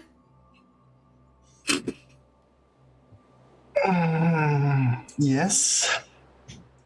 Miss Carter, there's somebody at the door looking for you. Is it James? You said butler. Yeah, it's a butler. I will follow the maid or whomever it was who came with the information out into the hall. Miss Carter. James is waiting in the downstairs lobby. A policeman came over and gave me a letter and a set of keys. Thank you. I thought I should bring them over to you. I can take them back to the house if you don't need them now, but he was talking about let me read something the going letter on now. tonight, and yes. I open the letter. It simply says, "Do what you will, Dawn." Do what I am going to laugh. Loudly. Very American laugh. And I'm going to pass it over to James so he can read it. Ah, I see. Well, Shall I get Bo to have your carriage ready? Yes, have it ready. Lord Zutanern, you said it was down the street? Yes, it's over there. We'll walk to the location. It's 23 Milner. Bo knows where that is. Once he's ready. Yes, I mean, he was going to pick you up after dinner anyway. I will get him now. Thank you. No problem, Mom. And James hurries away. It looks like, Miss Carter, you were the expert that he had in mind. He told me to do what I will. And if I so will, we will burn that house down. He has left rather openly. What was that? Oh, he has left that rather open in, how he's phrased it. You don't happen to have swords here by any chance? You mentioned... I'd rather not get close to anything if there is a fight, but... Sure. There is that other rapier that I'm just gonna walk around in my closet and bringing out like a bit less ostentatious rapier. That is like, if that one is at a smithy or, like the spare, and I'll hand that one over. I'm much better with a sword than I would be with a gun. So on the off chance it's needed. Oh. I'd hoped there'd be more than just us going. I hope the police would have sent some people as well, but... Are you doing some dueling in your free time, then? As I said, just some scuffling. A few fights here and there. I see. And Johann is gonna grin. And the scars on his face are gonna distort a little doing that.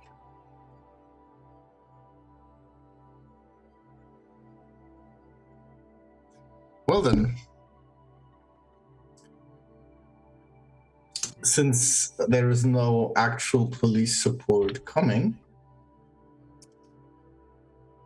we can just go, and we have all the legal backing of the London Police Department. So do as we will.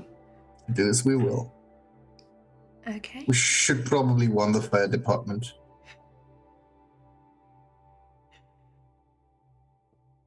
So it's not something that I said because I wouldn't know.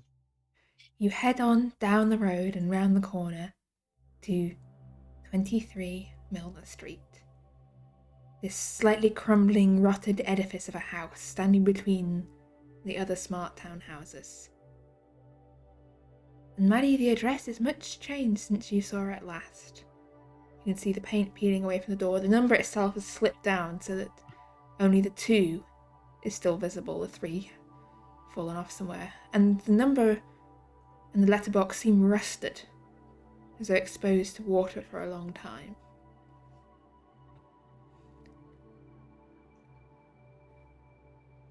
I'm going to look to either house on the sides. Are they inhabited? The house on the right-hand side doesn't look like it's inhabited. The house on the left, there's some lights on in an upstairs window. Which one is that? 21 or 25? 21? Yes. Okay. We may need to ask the neighbors to evacuate, depending on what's going on. Well, looking at the buildings, do the neighboring houses look like they started rotting yet? Perhaps a little, but nowhere to the extent of 23. And are the buildings connected? Yes. Or, yeah, okay, they're connected. It's a row of terrace houses, so they're joined on one to the next. Well, we should try to not actually burn everything down, but even if we do, we can just fire a bunch of shots. That'll get the eyes on the building, and if the building starts burning, maybe it'll be under control in time.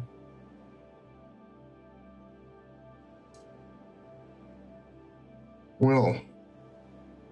Oh, I would have had a lantern to help light my way. No problem, you've got a lantern. So, by now it is starting to get dark. It's late enough in the evening that the sun's gone down. And yes, you approach the house. There's a couple of lights in other buildings on Milner Street, but it is quite quiet. Does seem like quite a lot of the people have left. And yes, you can see this partially rotten, rusted front door. I try to open it without the keys first.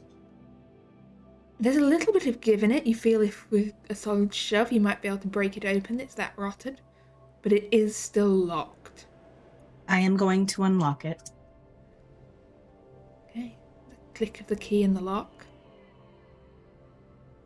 And this creak of rusted hinges. As the door swings open. I can't do a door. That was pretty close. I hold up my lantern to see if there's any gaslight switches. There is a gaslight switch, yes. I will turn it on. There's a click and the gas flickers in this pale flame, sputtering a little as it flickers into life, lighting up this rather decayed-looking hallway. The carpet rotting away in places, the floorboards damp with mould and sort of fungal growth in the corners, the paper peeling down off the walls. The pictures Be careful hanging where askew. you step. To be frank, the gaslighting here could have just blown us up.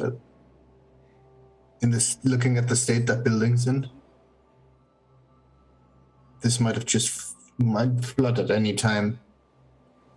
I mean, not as long as the gaslight's on, but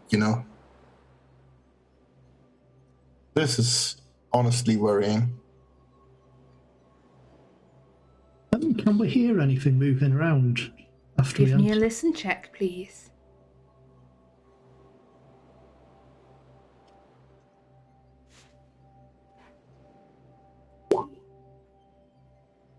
Yes, Thomas, you can hear something moving upstairs. A shuffle of something, not really footsteps.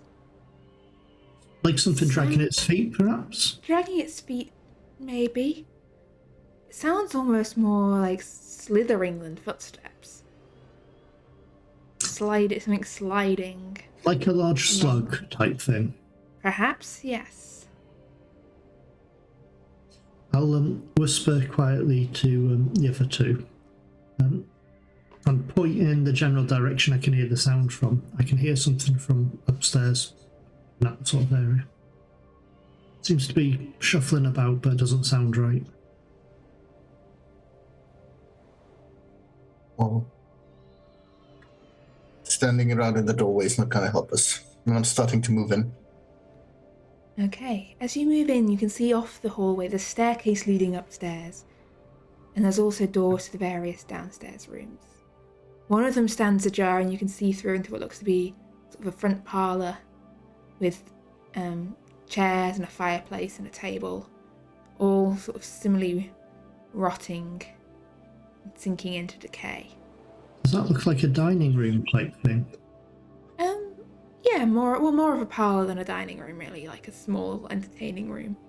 Yeah. You can see through into a dining room as well, what you think is a dining room. The table and chairs are covered with dust sheets. in that room, you see the chandelier shrouded up in dust sheets as well. Keeper, I have a question. Yes. Does it look like wet rot or dry rot? This is more like, it's not like it's been submerged in water. This is more like, this is decay. You can see in some places it's purely like stuff is rotting, but in other places things seem to be rusting away. Sort of as if it's crumbling away. aged really quickly. Yes. Like, this is more as though this place looks like it's been abandoned for decades. Left sort of exposed and unprotected. So it'd go up like kindling. More or less. It is summer, so it was raining yesterday though, so it's not quite as dry as it might have been. Well, inside's pretty dry. Dry. All right. I am going to cautiously go down the hall to the stairs. I will gently feel with my feet before I take a step, because I don't want to fall through the floor. Okay, I'm going to say give me a spot hidden here for spotting a safe passage up this stairs. Because you did say you're taking care.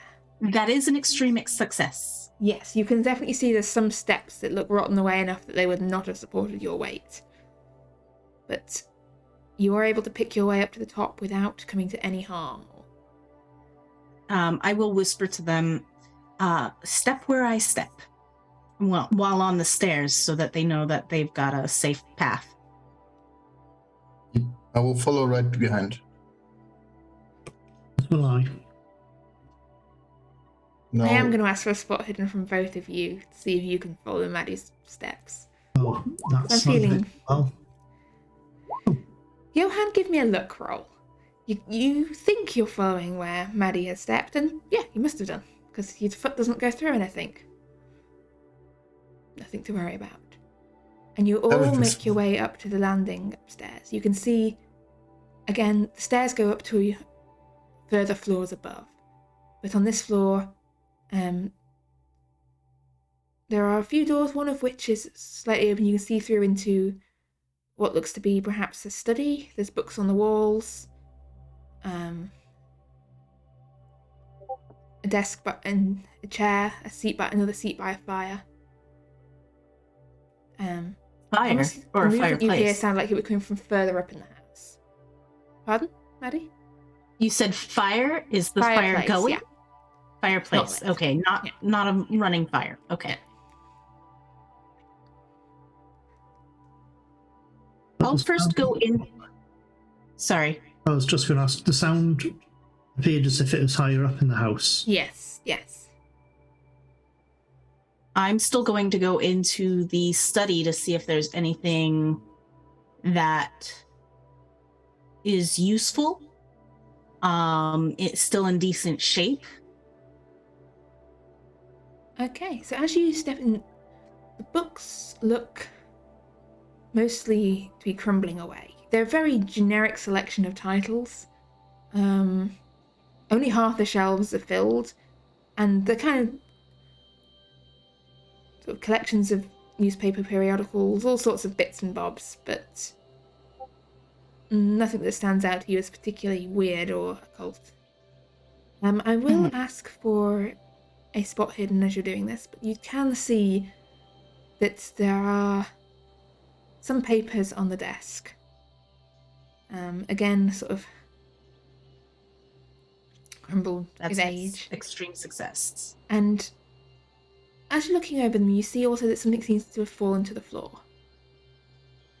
Looks to be a photograph that's fallen down underneath the desk. And so there's some papers on the desk, a photograph fallen beneath, and sat on the mantelpiece above the fireplace is a small object wrapped up in newspaper. I am going to first look at the photograph that fell onto the floor. Okay, so you pick it up. It's a studio photograph of a couple, a young man and a woman, posed together. The young woman has dark hair and tied up in a loose bun, and is wearing a dress that's not really quite in fashion. And the gentleman she's with has fair hair and a slightly oddly styled suit. And there's a label on the back. It says David and Queenie. David and Queenie. Yes. All right. I will. Is it in a frame or no? No, it's like a small, just loose photograph. The kind that someone is slightly crumpled around one edge, almost like the kind that someone might carry in a reticule or wallet or something. I'll put it on one of the small inside pockets of my jacket. Okay. Just in case. So you're tucking it away, not showing it to anyone. Not yet. Okay. I'm going to go over to the small thing that's wrapped in newspaper on the mantelpiece. Okay, it's an object about this big, wrapped up in newspaper that looks to be sort of rotting away, crumbling away. As you touch it, flakes of newspaper just fall away. I'm going to very carefully unwrap it. And inside the newspaper, there is what looks to be, it's a small glass pyramid. Like with a four-sided base made of this red glass. It's slightly chipped. Looks like it's slightly cracked. But otherwise just appears to be a small red glass pyramid. It's rather warm to the touch. Almost like it had just been next to a roaring fire.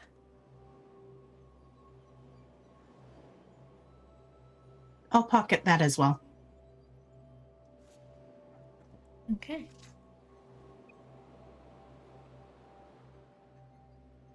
All right. I'll leave the room at that point and turn to the others. You said where?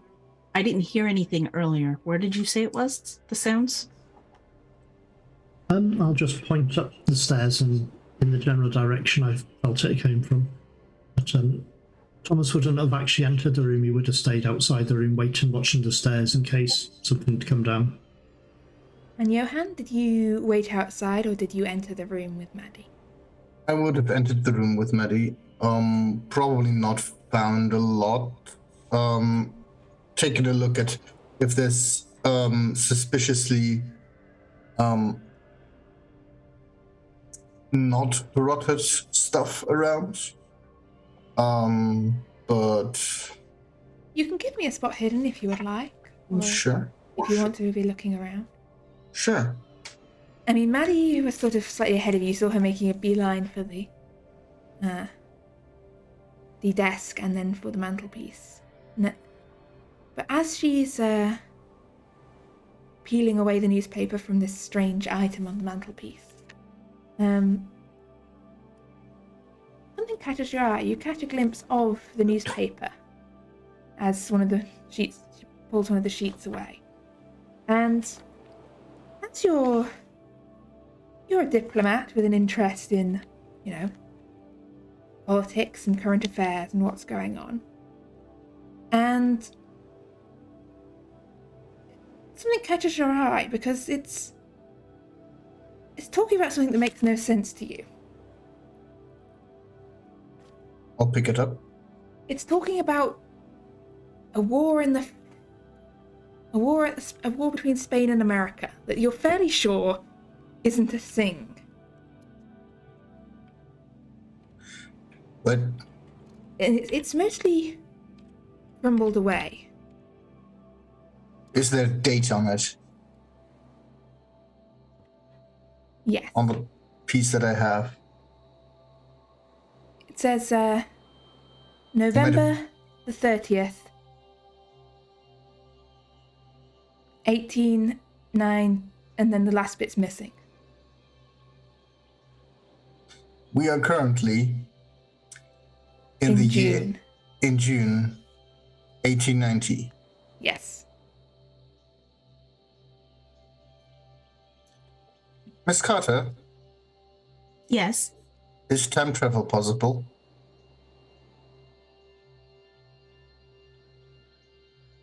I suppose so, depending on what is happening. I'll put the piece of paper in front of her. I mean, it could just be like some sort of story somebody wrote and made a bit of a newspaper for it.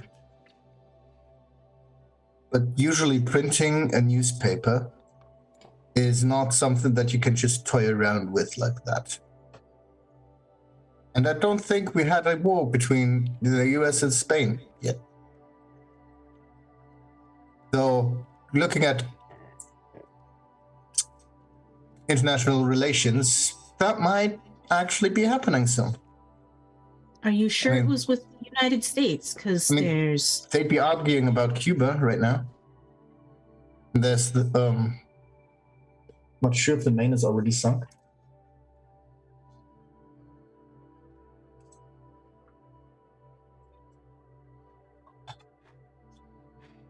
I think it was called Cuba. Yeah, I think. Oh yeah, that's not happened yet. That'll happen in like 8 years. Never mind. There's a little bit of a the US wants Cuba and Spain controls that, so there's a bit of political pressure there. Might be possible that blows out. A lot of things are possible. Maybe that's why this house is in decay so much. I have something to look into. And I'll make a mental note of anything that may give people foresight or telling of the future. I mean, you've seen into the past, but you don't recall coming across anything so far of seeing into the future. Mm-hmm. Well, we should continue looking. Yes. I guess And I'm going this is to- everything on this floor. Are there any other doors, rooms that we There haven't are looked other at? doors. The other rooms, as you enter, you see the furniture shrouded up in dust cloths. It doesn't look like they've been used recently. I mean, yeah, this thing has been aging all the time. I'll be looking below everything, Peering And- underneath. peering underneath exactly. I mean, everything looks a bit rotted, decayed. I'm going to ask you for a look roll. So you're poking around on this floor. Ooh. Roll 20 is I mean, Very I was only gentle. rolling to make sure you didn't put your foot through the rotted floor. So I'm trying to think now of just Am I? incredibly lucky. I'll keep that one in the bag. But Yep. He finds something that's not decayed at all. it's just as you're just feeling lucky today. Yeah. Mr. You Carter, definitely what don't did you put your say foot you through heard anything. things? Sorry, I missed that. Oh, I was asking Mr. Carter where he heard things. And then I'll stop to listen as well. I'll indicate the direction I heard the noise coming from and slowly work my way to the stairs. You can give me a listen check, yes? Another one, or try another? Yeah. See, Oh, that's another fail for me. Oh, still hear it. you can still hear it. You're closer now. You can hear it. And it seems to be moving closer. You can hear this soft.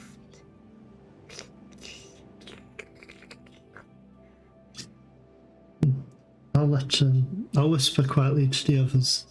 I can still hear it, and it's getting closer, and it sounds like something slithering, if that makes sense, or dragging itself across the floor. Like a snake? I don't know how snakes sound when they slither. Could be, but it's something. It doesn't sound like footsteps. You probably pull our arms then. We'll pull the rapier. And the gaslight flickers. You hear, and all three of you can hear the sound now, coming from just above you at the turn of the next set of stairs. This wet, slithering noise. I'll probably have the rifle pointed in the direction I can hear the noise coming from, and try and track it with the rifle. I'll Okay, turn so up if the you- wick on my lamp so it's a little bit brighter just in case. So you've got the rifle pointed at the top of the stairs, you've turned up the light. Is the sound directly above us? It's just, so you're standing on the landing, right? And the stairs go up Yep. and back around, so it sounds like it's right above you. I'll probably move back a bit, but I'm actually tracking the sound with the rifle. Knowing the state of the floors, I don't think it'll be a good idea to be under it, just in case it falls through the floor on us. So I'll probably back up a bit and indicate everyone else to back up a little bit as I try to track the noise with the gun.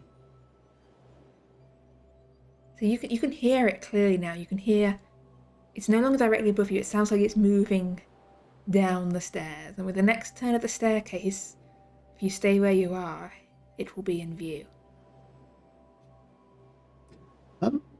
Rifles are at fair range, so I'm going to back up so I'm not at the foot of the stairs. I think it'll be worth backing away as much as we And can. you can only back up so far. This is... Yeah. You can back up a couple of feet, maybe, till you hit the wall. What? Are we on the floor beneath it, or...?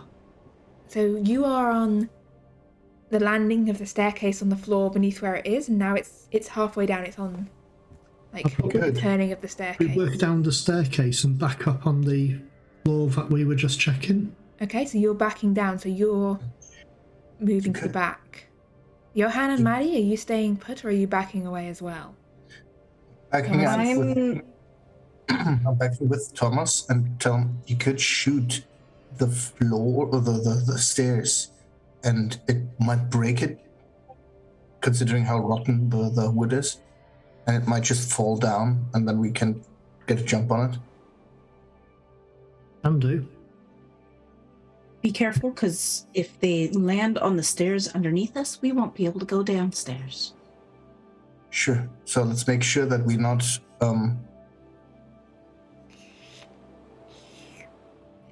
Creeping ever closer, the gaslights flicker. You back away down the stairs. Maddie, are you backing away as well, or are you... I am staying level with Mr. Carter. I do not want to be shot by him, so I'm not where any of his bullets or Okay. rounds can attack. I do pull the lighter out of my pocket and light it. So you've got a lantern in one hand and a lighter in the other. Yes. And I sent a link with the history of lighters, and it is the one that was invented in 1823. Okay. I trust you when it comes to inventing when things were invented. And Right. I would like Thomas and Maddie to both make me a luck roll. I'm not going to ask Johann to do it because he is still riding his critical wave. Okay. And you're backing your We're way We're both down the crumbling staircase. This is beginner's luck here. Only Johann didn't get it his first time. So, Maddie, I just need a luck roll from you, please, as well. Oh, that is a fail. So, Thomas and Johann, you're keeping your footing perfectly fine going back down this decaying, crumbling staircase. But Maddie, going backwards, not sort of being able to see exactly where you're going, you feel your foot just go downwards as the step beneath you gives way. And give me a dexterity roll here as your foot has gone through the staircase. You are like crashing down. That's a 92. Could I try to grab her? We're all quite close together. Have you got a free hand? I'm not sure, No. but I do. 2 hands for a rifle. true, but I'd let go of it to catch her if it looks like she's falling. I do. I have one hand free, so I just try. Give me a dex roll so you can grab her as she... Yeah, Thomas, if you want to give up having your rifle ready, you can do. And have grabbed for her as well, but it's a sacrifice. Maddie, as you're crashing down, you've not got your hand, one lighter in one hand, lantern in the other, And they're going through both the lit. stairs. Pardon? And I probably... Which one do I drop?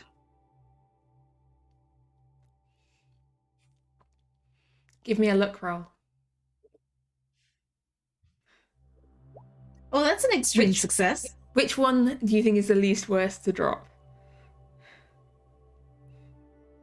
The lantern. It's encased in glass, Yeah. and if it lands just right, it won't crack or anything. So the lantern bounces down the stairs. As you're there with your foot through one staircase, as something comes into view around the top of the stairs. This writhing, roiling mass of decay. This wriggling clustering of maggots and other, almost like a gathering of all the decay in this house, bunched up and moving. And I need sanity rolls from people, please, as this thing comes slithering round into view. Please roll with me 1d3, Johann and Thomas. Maddie, please roll me 2d6. As this thing... How many? 2d6. That's a 6. Does that bring you below your daily sanity limit? Yes. I think. I'm at 23 and it says 28 on the other side, and I haven't subtracted it yet. Let me just have a look. So yeah, it should be, hang on.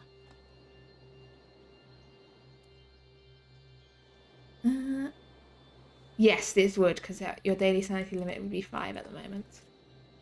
So, Maddie, please roll me 1d10 as you feel your mind lose its somewhat tenuous grasp on sanity. That's a 7. The other two, you lose 2 points of sanity as this thing comes slithering around into view. And Maddie, this one isn't too bad.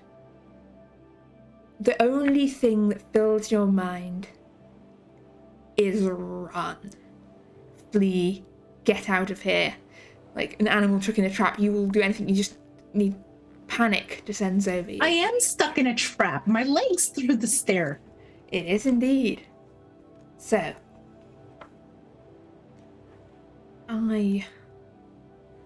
As this thing comes into view... You just check who has the highest dexterity, I think. It is Got 65. Thomas. I'll shoot Followed- you as soon as it turns up around the corner. Okay. Give me a roll with a rifle. Let's see if you can hit whatever this thing is, or this whatever Thomas thinks this thing might be. Well, this is very unlikely to hit, but no.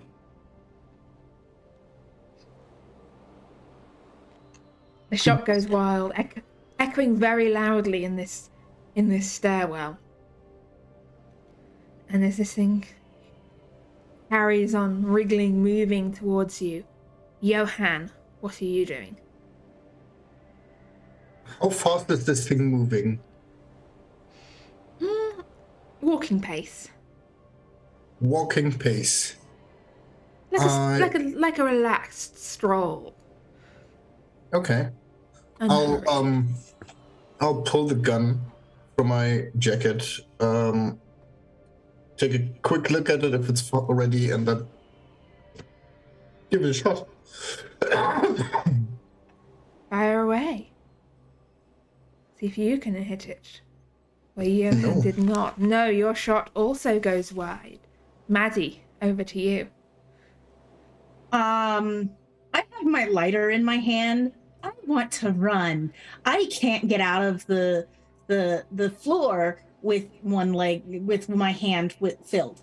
So I am going to throw the lit lighter at the weird thing and then attempt to get out of the floor so I can go.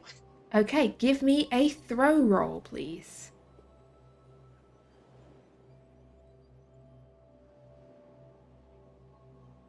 And That's I a need fail. a dex or a strength roll for trying to escape, trying to unwedge yourself. Okay. Yes. You so said the strength?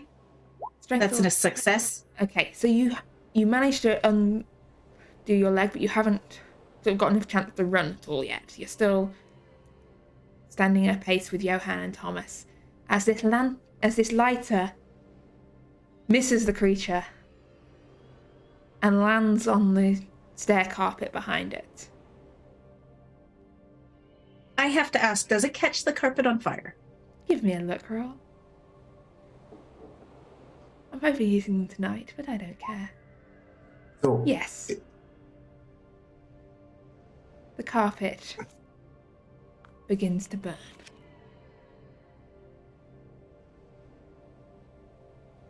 And the creature surges forwards. Faster than it was before. And Quick question: is this carpet like a runner carpet just down the middle of the stairs? yes. And as it surges forwards. Who's at the front of I guess Maddie's at the front of the group. She's at the back, edging down. As Maddie, this mass of roiling corruption just flows towards you, wriggling and crawling, and I need a power roll from you as this thing touches your leg, as you feel it wriggling against you. That's a success.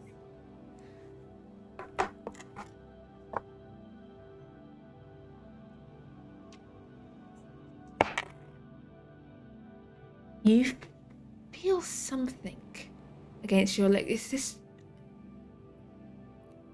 just strangely feeling flow through you, but nothing seems to happen other than this thing is wriggling, touching against your leg. It's almost wrapped and coiled around it. But so far you seem unharmed. And we're back round to Thomas. The thing is right up there with you, all crammed in the stairwell. There's smoke rising from the runner carpet. How big is this creature? About the size of a person. Okay, this will probably be stupid what I'm gonna try and do. It's Oogie Boogie without his bag. Yep. The gun, was it like a single shot, or is it one with a number of rounds in? I don't know the style. It was... Hang on. Hold whilst I consult the mighty table of guns.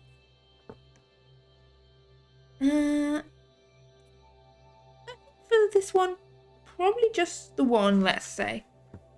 So it just fires the one round and has to be reloaded. Yeah, has to be reloaded. Okay, what I'll do, I'll grab the carpet because there's a runner carpet in front, and I'll try and pull it out from under it so it ends up falling on the section that's on fire. Okay, so you're going to try and pull this runner carpet through to bring the fire to the creature. Yes, and hopefully unbalance it as well. Okay, to bear in mind it is crawling and wriggling along the floor. It's not standing. True, but Give me a strength roll. See if you can pull this great mass of rotted carpet down. Success. Yes, the flame licks against the back of this thing as the carpet comes undone at the top. You can hear the ripping of fabric as you tug this carpet down, and the creature lets out this strange, jittery clicking noise. And it I'll has try like and a pull it and face or a throw it head. over the top of it, but we're on the carpet as well, so it's not likely to do much more. Yeah, the thing seems slightly caught off balance, and the flame is now looking against the back of it. Johann, what are you doing? I'm going to take notice that I didn't hit it with the gun, and just swing the rapier at it. Okay.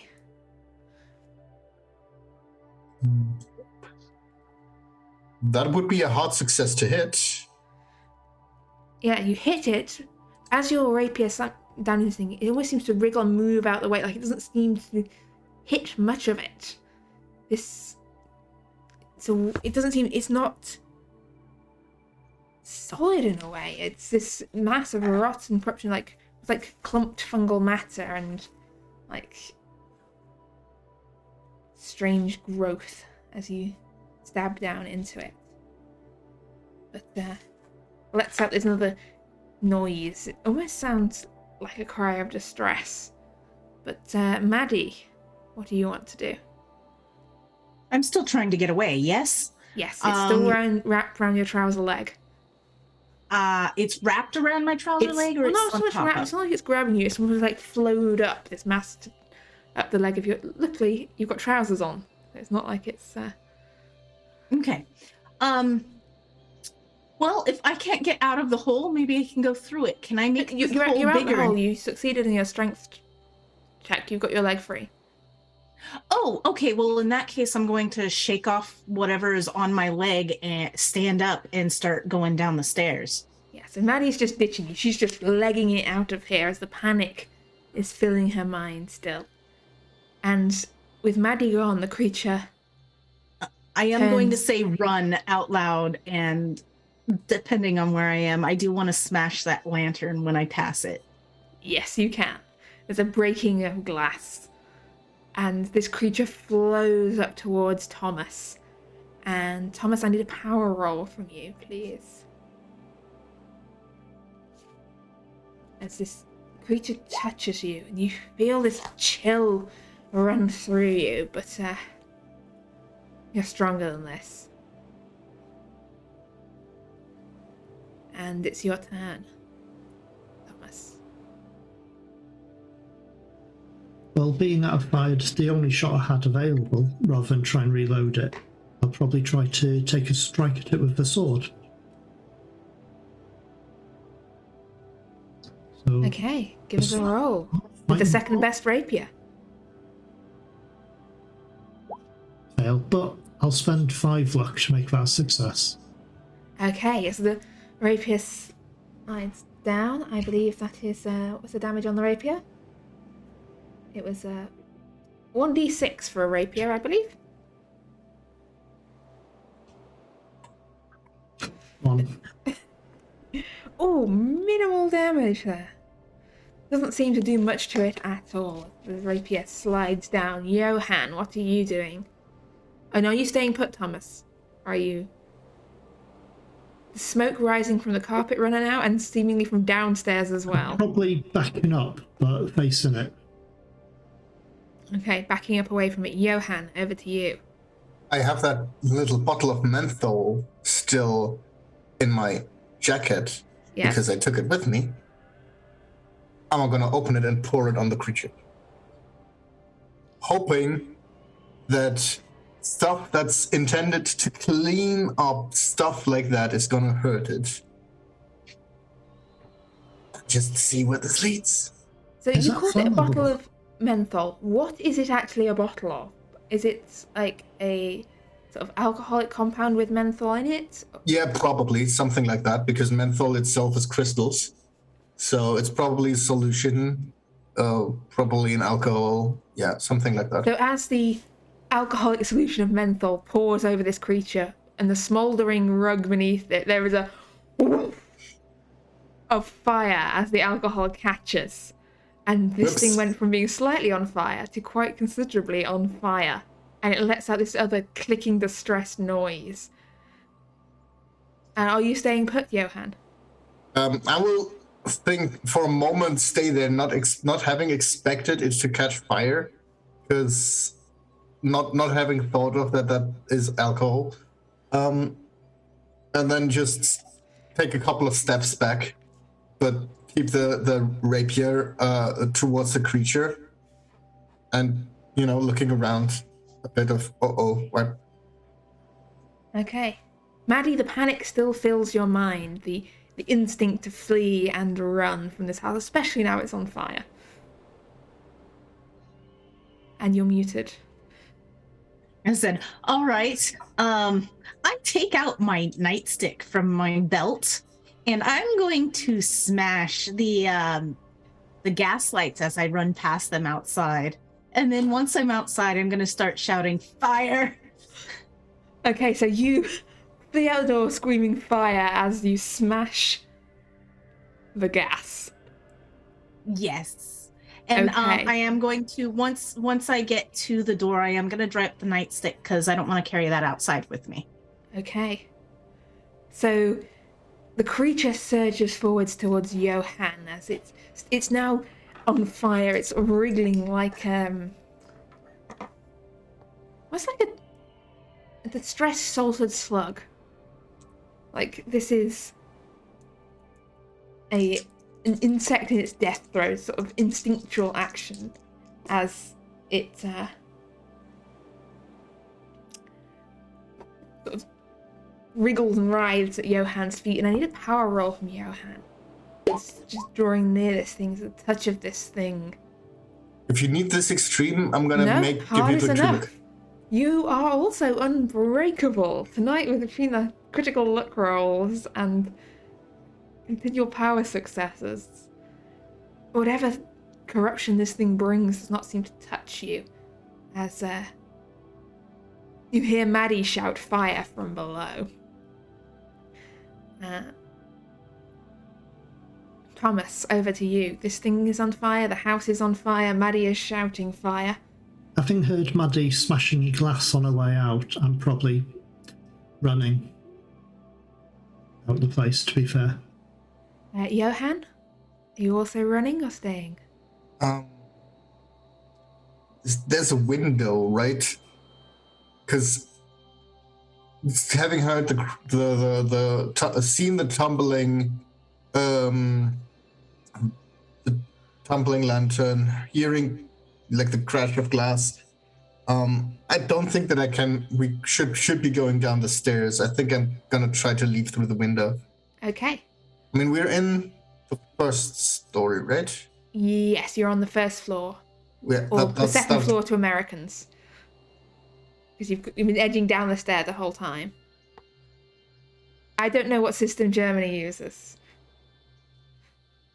Terrain, first floor. Yeah, first floor then, Good. yes. Okay. Yeah. The correct system. All right. So yeah, that seems manageable. So I'm gonna try and open the window and just let myself fall a couple of. So just jumping wildly out the window. I mean, no, climbing out and then just. Give me a climb roll, please. Thomas, just give me a straight dex roll, please. As you're running out through the front door.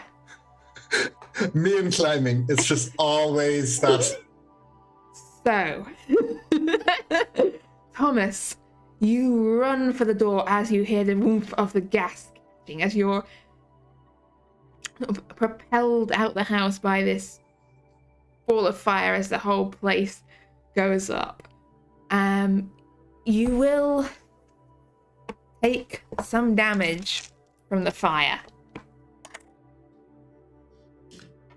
Quite a bit.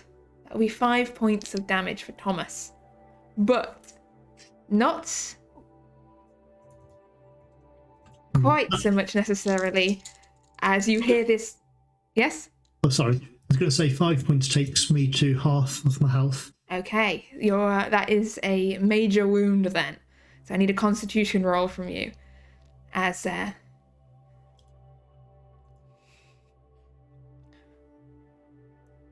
you stay conscious, you stay on your feet as a figure plummets down. You would think that no one could manage to injure themselves this much falling from a first floor window. Oh, you got slightly lucky on the dice there, Johann. That could have ended very badly for you. That is 7 points of damage as there's just a sickening crunch as Johann hits the pavement outside. Still alive. Give me a con roll, Johann, please. I'm fairly sure that's a major. And Johann, everything goes black. As the rest of you hear the bells of the approaching fire engine, people running from nearby houses out into the street in panic, and the sound of a carriage coming to a sudden stop outside the house, and a gruff voice saying, "Miss Carter, get in." As Bo flings open the carriage door. We need help. And I gesture. I'm assuming I saw Johann fall. Yes. You can hear the fire service coming. You can hear it seems to be like police. Everything sort of descending on whatever is going on here. Mm-hmm. All right. Well, your I'm going to getaway get driver in, is here. But I'm going to ask Bo to quickly help the gentleman into the car as well. And if Thomas is right behind us, he's welcome to jump in too. Yeah, he's probably heading that way. He'd probably go to grab Johann as well. But being at the fact that he's injured, he's probably going to not be a great deal of help. So you pile the very singed Thomas Carter and the unconscious German diplomat into your carriage and hurtle off into the night. And that... Can I try to first aid him in the carriage? Or... Yes, you can. As you frantically trying to apply first aid as this carriage bumps its way. Maddie, are you heading to the society or to a hospital? Thomas, the stress of this situation is clearly happening, helping. Actually, we're going to head back to Johann's home. That would make and we'll sense. send one of the servants to the hospital to fetch a doctor. Okay. Well, all that, the diplomatic fallout of this, the Thomas's newfound skill as a doctor, Johann, you do get one of those points back. As the carriage hurtles off up the street, it's not going far, but further than Johann or probably Thomas would be comfortable with walking in their current condition. 23 Milner Street goes up in flames. Already the crumbling wood crumbled further as this whole place just sinks down on itself in this sort of flare of sparks into the night, burying its secrets and the creature within amidst the smouldering ruins. And Please tell me it was on fire when the building collapsed. It was on fire when you last saw it. Johann poured something on it that say, right? Yes. And that is where we're going to leave things for today. It's been a while since we've burnt a building down. Maddie did it again. I believe that brings the counter up to 7. Possibly. I lost count. Sounds about right. There were a Something few like debates that. over whether greenhouses and stuff counted as buildings. But I think it's 7 buildings so far. Woohoo. And we Lucky will, number. Johann is back hooked in. And this time, it went a lot better. Those were some incredibly good rolls up until that very last one. Like, karma was just waiting for you there. I mean, fair. Yeah. Rolled well and everything we shouldn't be good at, and rolled badly at things we were good at. Yes, as is always the way. I mean, But, I was bad at crap climbing. It's fine that I fumbled that one. Yeah, so we won't have a session next week because I am away, and the investigators can't investigate without a keeper, sadly. But we will be back, or at least some of us will be back, I think, in a couple of weeks' time.